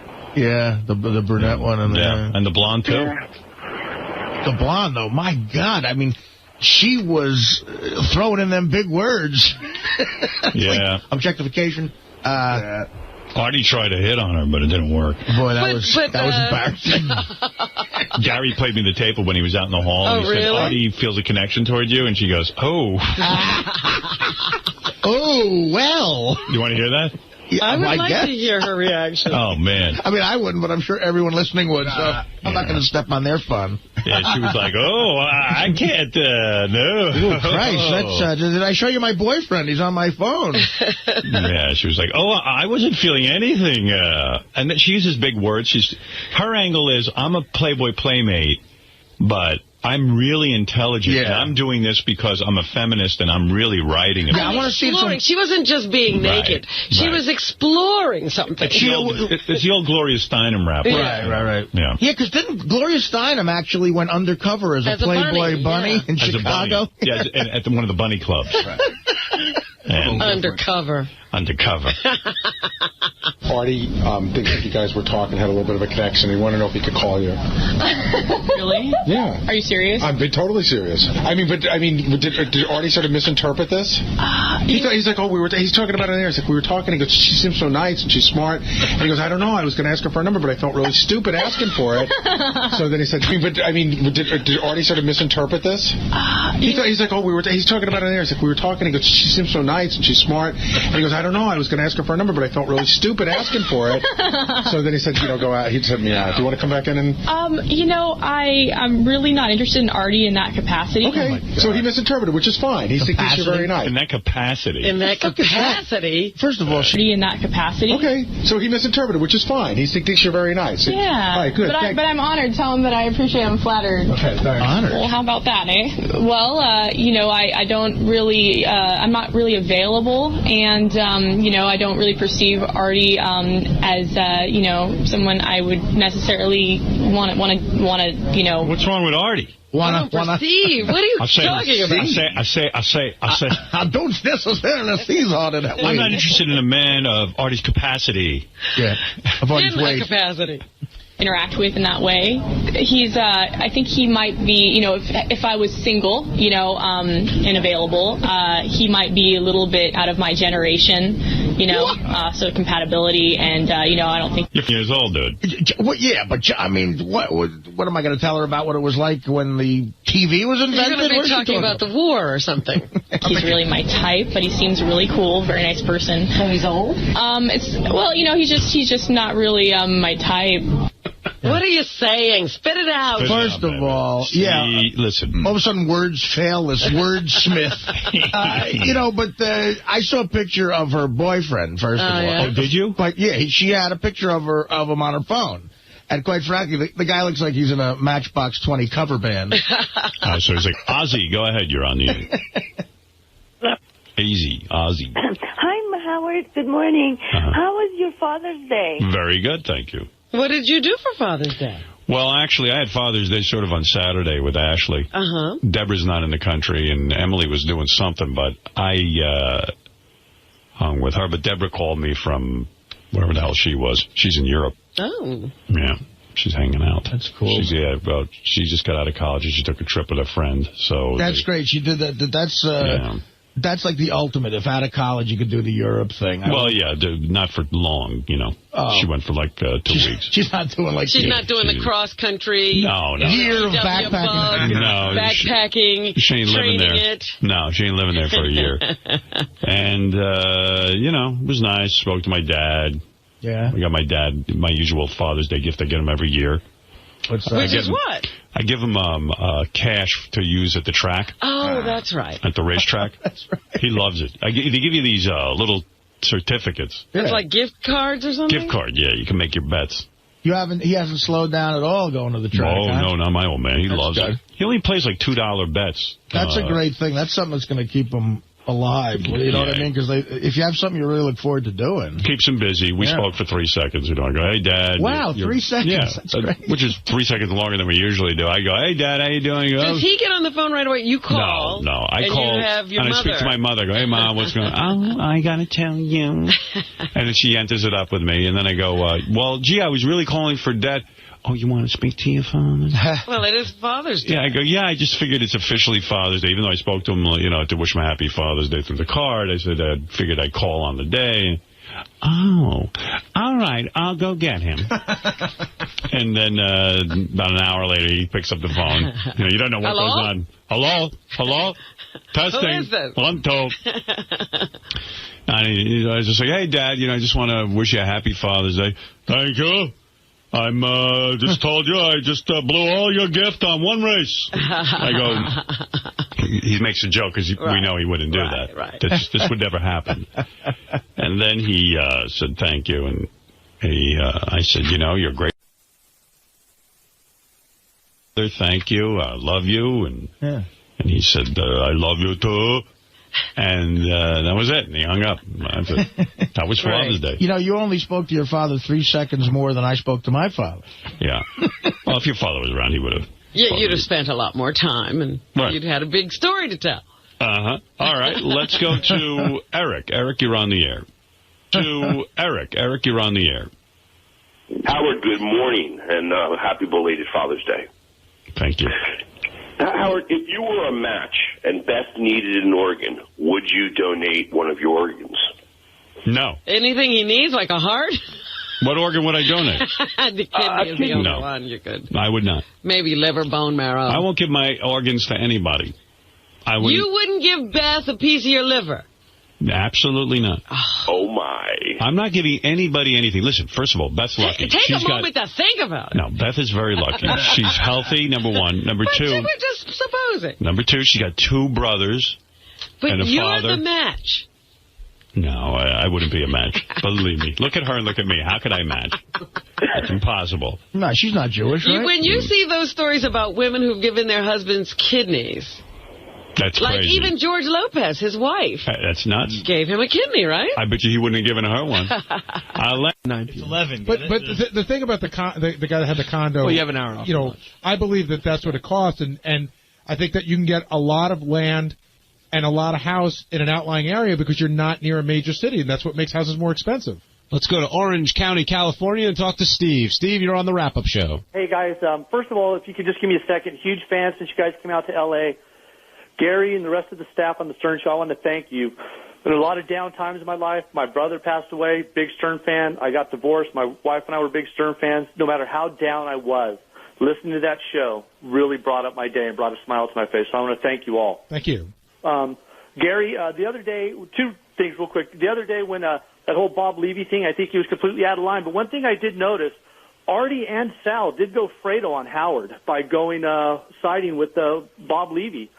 You know, there's no way that those two should ever side with anybody but Howard. And it kind of shows that, you know, maybe because they weren't there from the beginning. I have a feeling John Hine would always side with Howard, but I thought that was very disrespectful on both their parts towards Howard. Yeah, I think for Artie, he sided with Bob because he knows him a long time and feels bad for him and knows that he's having some rough times. And I think for Sal, he sided with Bob because Bob gives him work and he doesn't want to piss him off. Yeah. What happened? I didn't see the movie. What happened to the guys that sided with Fredo? Well, what happened to Fredo is he went against the family, and then as soon as Mom died, you know, Michael took him out in a rowboat and shot him. I was going to say, Fredo went on a fishing trip that he didn't necessarily come back from. It wasn't Michael that took him out, but somebody took him out. One thing, Gary, I'm a big fan of yours. I think you're a great guy. You get a lot of crap on the show. And one thing I've noticed is you're a good family man. And Howard kind of has bashed on you over the years because you bathed your children when they were small, or you would change their diapers, or you're a coach, or everything else you get involved in their life. And I think that's a great thing. I know he was kind of questioning, you know, Tim Russert and how his dad, or he would call his dad 3 times a day or his son 3 times a day. And I think that shows the other day when Howard was talking about what he did on Father's Day, and he took one of his daughters out. The other daughter called from Europe, and it sounded like the other daughter didn't even contact him at all. And I think that shows a lot on Howard's parenting skills and how detached he is from reality and his own loved ones. I don't know about that. I mean, I think you're making a pretty big jump there, Steve. Right. He's actually got a pretty good relationship with his kids. Okay, Gary, how upset would you be if your child did not see you and was in the States and in the city, in the area, did not see you or call you on Father's Day? How upset would you be? It would really depend on how old they were. You know what I mean? Gary, please. I mean, you're Italian. I'm Latin. You know, it's all about family and stuff. And, I mean, for me to not, I mean, I call my father once a day. I live down the street from my parents. I visit them a few times a week. And for me to not celebrate my father's day, you know, honor his Father's Day, every day should be Father's Day. Listen, I never miss calling my dad on a Father's Day. We spoke probably once a week or once every other week, but I never miss calling him on a Father's Day. But that's our relationship. And Steve, you're also assuming that they didn't talk. You know, well, he did say, he pretty much said it. Robin asked him what you did, and he said, I spent one day with my daughter. My other daughter called me because she graduated from college and she was in Europe, and they go the other one. He kind of went, you know, so that sounds like to me that nothing happened. And, you know, I don't know. I think that, you know, I personally, I think that him maybe being with Beth, you know, having this hot girlfriend, maybe turned off his daughters a little bit. But I'm assuming that. And you're taking several leaps in your. Okay. One quick thing about you guys eating in the studio. I'm a UPS driver, okay, and I love the show, and I got to be real careful when I'm working when the N word or the F word comes flying out of my truck and I'm standing there. But especially with those deliveries to Harlem. Yeah, exactly. Well, I work in a nice white area, so I'm okay. But you guys eat a lot. I noticed, like, Artie eating on, and, you know, like, I will eat in the morning. I'm on vacation this week. I'll eat in the morning. I might go 8 or 10 hours without eating again. Steve, I don't understand how you guys have to eat all day long. Steve, what could possibly make you think that we eat a lot here on this show? Hey, we work hard. Steve, I'd like to respond, but do you make over 6 figures? No, I make close, though, Benji. That's what I figured. As a UPS driver, I do have to work sometimes 11 or 12 hours a day, and overtime's about 45. Hey, do chicks really try to pick you guys up a lot? All day long. Steve, we'd love to talk more, but that music means we got to wrap up, so please call us back on a different wrap-up show. I love women who need the guy in the brown uniform. What can Brown do for you? Scott the engineer, ladies and gentlemen. Keep my day job. Anything you'd like to plug? Yes. I can only imagine what it's going to be. Band, Emergency Now, will be playing at the Starland Ballroom in Sayreville, New Jersey on July 15th. Hey, so anyway, as I was saying, so yesterday's show, as the guy on the phone was saying how good it was, I got so much mail slamming me for saying to Scott, hey, I would appreciate it if while you were working here, you weren't working on your son's music. Oh, really? That was wrong? They said that was wrong and that I was nagging and abusive, and now I'm the unappreciative asshole.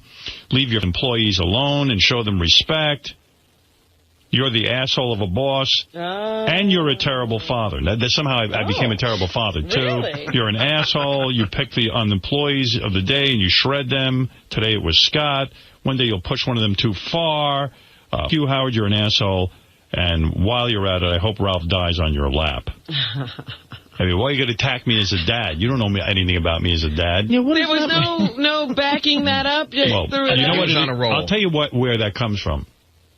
Most guys who work, who aren't in a position to have to manage people, are always offended by the boss. The boss is bad because the boss makes us do things. In other words, I'm a bad guy for saying to Scott, listen, do your job. Do your job. That's a terrible thing.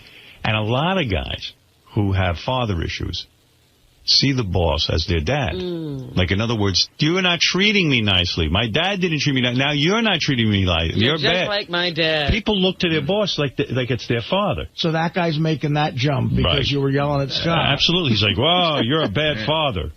Well, listen.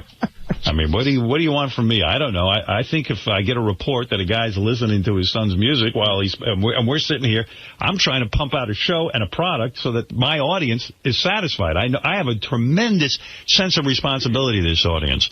We know you pay money for this. We know you followed us over from terrestrial radio. And I expect a certain amount of excellence. And you know, it is my job to sort of look around and say, what's everyone doing? I'm recommending to the company that they hire Gary, Fred, Artie, Robin, Scott the engineer. So I'm checking in with them. I'm saying, listen, is this what's going on? That's it. A guy called the wrap-up show yesterday. It was the weirdest call. He said, it's very obvious that you are not a good father and you don't have a good relationship with your children because you said on Father's Day that you spent the day with one child, another one called you, but one of your daughters didn't call you. And for a daughter not to call her father on Father's Day means that you're not a good father. No, that's not how it works. No, I know. And I said, the guy doesn't know what. First of all, I don't have to defend myself. No, I know, but it was just a weird call. One of my daughters was out of the country. I don't know how I could have seen her. I was saying on the air I missed her because she was out of the country. My other daughter and I kept playing phone tag all day, and we've made plans this weekend to celebrate Father's Day because she had something to do. And we are actually getting together tomorrow. And, what do you call it? My other daughter. With the other one. My other daughter I was with. That's how it works. First of all, my kids are very spread apart in terms of age. I have a 15-year-old and a 25-year-old and a 22-year-old. A 25-year-old? Yes. God, you're old. So they're not little children. In other words... that's like a whole person at 25. I didn't get together with my dad either on Father's Day. You talked to him. We talked. Here's the next call, though. The young one I'm with, The next call will be, any daughter who's out of the country for Father's Day hates her father. Right. And she wrote me a note thanking me for this wonderful trip that she was on. But, look, so to the guy who said the show was good yesterday, not according to the emailers. He was alone. Yeah. I thought you were pretty tough on Scott so far this week. Although I do love the gold star idea. And Scott loves his gold star. He's walking around. He's proud of it. He wears it all the time. I saw him this morning. He was wearing his big gold star that said focus. And you have to see it, guys. When you see it on Howard TV, you'll love it. It's like a beacon. People find their way from that star. If he didn't love it, he wouldn't be wearing it today. It's a shining star shining through a dark cloud. It looks like Sarah Jessica Parker's acorn hat. Very fashionable. Yeah. I mean, what is it? This one says, what's up, Howard? What's up Howard's pussy today? 30 minutes badgering Scott. 15 minutes douching Gary. Shut the f*** up and go clean your snatch, you fag. Wow. See? Here's another one. What's up, what flabby ass? He's turned into a grumpier version of his dad and is getting agitated by everything. Howard has no room to talk about Scott's physical appearance. He has the face of a pelican, the body of a wire hanger, and hair that looks like he stuck his finger in an electrical socket. Oh, my goodness. First of all, let me say something. I have a great head of hair. You will defend your head. I will defend my... You mind? The pelican thing, I got no argument. The wire hanger, I got no argument. But the electrical socket hair, you, and the boat you rode in on. And that's it. Here's another one. Is Beth... That's it. Here's another one. Is Beth out of town?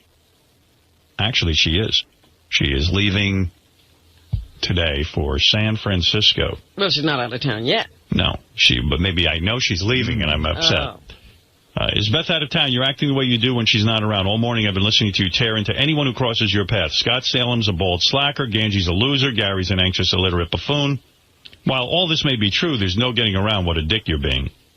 And by the way, the other day you used the expression hit and miss. It's hit or miss.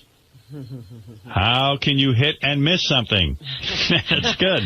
Nobody's perfect. Please get laid and leave everyone alone. Tuesday's show was a mess, and it was your fault. So this guy says the show was a mess. Horrible. Did people like Vern? These are people paying I didn't get to hear one him. letter about Vern. No? People paying to hear you. You're being. And by the way, the other day you used the expression hit and miss. People paying to hear me. Big fan of the show, Howard. Clinically addicted and all, but you were a total douche today. I listened again over the dumbass setting the table thing. What are you, a woman? Because I swear to God you're on the rag. Well, listen, what do I know? Yeah, Beth's going away. She's hosting a show for Animal Planet. I saw it in the paper. That's a big gig. Is that in the paper? It's in the paper today. I think it's in the TV section of the Post. It says Howard Stern's significant other, Beth Ostrowski, will be hosting the Ugliest Dog. Ugliest Dog contest. For Animal Planet. It's funny as hell, though. I was looking at some of the ugly dog winners. I mean, they find these dogs. They don't even look like dogs. They look like rats. Wow. So she's going out there and hosting it. It airs, the dogs compete June 20th in California. Yeah. Yeah, she's telling me she has to memorize everything that's in the script. She says that they don't use teleprompter. I think things are rough over at the Animal Planet. They don't have a teleprompter. No, they don't use because I know I said, who doesn't have a teleprompter? I've done her Spike show, Casino Cinema. Yeah, they had a teleprompter. They have teleprompter. Yeah, and she's great at it. That's she looks natural doing that. She was busy memorizing shit last night. I go, listen, who's gonna take care of the kid if you're busy? Well, no host has to do that nowadays. Yeah. That's a lot of shit. But she said it doesn't matter. They're going old school. Yeah. At the Animal Planet. She loves that Animal Planet, yeah. Beth. Yeah, she's way involved with that Animal Planet. She likes the whole thing. I said, listen, they're lucky to have you. Who the hell talks about the Animal Planet but you? So they'll actually get some recognition. Is there an audience in the studio? That she's doing? I don't know. It's a competition. She's going to be out there doing this competition. I mean, evidently it's a big competition they do every year. I say, if there's an audience there, that's a lot of confidence because, I mean, it's like doing stand-up for the first couple minutes. We should have the world's ugliest... Watchings in the city? Of course they are. Exactly. I think my daughters worship you. I mean, like, literally, when I told my daughters I was going to be talking to you today, she was out of her mind with it. Where are your daughters? What are their ages? What do they do? I have a 33-year-old. Oh, my I have a 30-year-old. I have a 23-year-old. Wowza. So, what are their lives like? What are they're fantastic kids. But this is about you. But are they in the tri-state area? I mean, are they... Yeah, they're all over the place. One wants to be a nurse. The other one is in the social work. And there's a lot going on. And do they have partners, romantic Yes. partners? Oh, yeah. One of my daughters just got married. Wow. Yeah. Wonderful. Yeah, it was a whole thing. So you have an unpredictable career, and you managed to raise 3 girls, and they turned out well, and they did turn out well. So yeah, they're a lot better than me. So get back to this. Take all right. some credit. All right. So you say everything at school. No one's paying attention to you at school. Gabe, you're on the air in Miami. Hey, Howard. Good morning. How are you? Good morning, my friend. Hey, I saw this article this weekend, and I wanted to see if you had seen it. It was about your daughter. Of course I saw it. And I just wanted to... I was kind of shocked because you always talk about how, what a great relationship we really do daughters have with Beth, and yes, and it had some negative comments, and you scared her off dating. I wanted to know. I know. Emily called me. She goes, Dad, I talked to the New York Post, and I don't know what happened to this article. Right. And I said, I go, it's all right. I read it. She goes, the headline was that my daughter's afraid to date. Meanwhile, she was just in a relationship. I don't know what. I said, what's that about? She goes, I don't even know. So how did they get that? I don't know. But my daughter is fantastic. My 3 daughters are amazing. And I'm very blessed. I have such a great relationship with them. And I really do. And what can I tell you? I'm very supportive of everything they're doing. And, we see each other all the time, and I don't know. I didn't think that article was very reflective of my relationship with her. Neither did she. But that, I guess, wouldn't sell papers. No, but it's fine. I mean, no, my daughter does date men, and very successfully, and she's just a terrific kid. And, the article didn't really reflect our relationship, but whatever. It's, 2 weeks ago, I was telling somebody, my friend, 2 weeks ago, they had me in the Post that I'm now the leader of a cult. And I was like, whoa, Forgetting Things Done, that book that I read, David Allen's.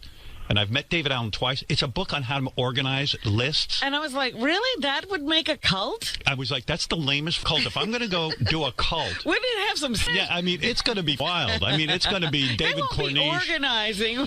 No, but anyway, my daughter's great, Gabe. She really is. She's a terrific kid. And I'm very blessed to have 3 great daughters. I really am. And, all right, I'm happy for you. All right, Gabe. Thank you. I was shocked by it.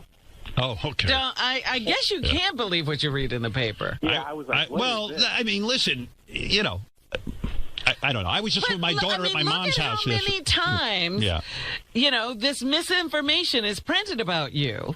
Well, whatever. I mean, but I'm just saying, it must be that way with everybody else. I don't know. Okay, no, probably not with everyone else. Just with me. You. Just me. Everything else is true. But she really is a great kid. All right, Gabe, thank you. Hey, thank you. Yeah, right. Take care. Because, last week we were talking about how Gwen Stefani and Blake Shelton might be a couple. Right. Now they've confirmed that they're a couple. Yeah. And now Gavin Rossdale believes that, it's strange that they both stepped out of their marriages at the same time. And, he's thinking that maybe the relationship was going on before the end of his marriage. Yeah, I don't know. Who knows? But he's not sure, I guess. But he says it's suspicious that the split with Stefani happened less than a month apart from Shelton's divorce from Miranda Lambert. So, Gwen Stefani and Blake Shelton, 2 voice judges. Dating. Yeah, I was dating Howie. It never came out, though. I blew him in my dressing room about 5 times. You guys were having offsets. Yeah. It was great while it lasted. I would juggle his balls with one hand while I sucked his penis. Did you have to quit because the relationship broke up? Yes. I let Howie have the show. Oh, okay. Yeah.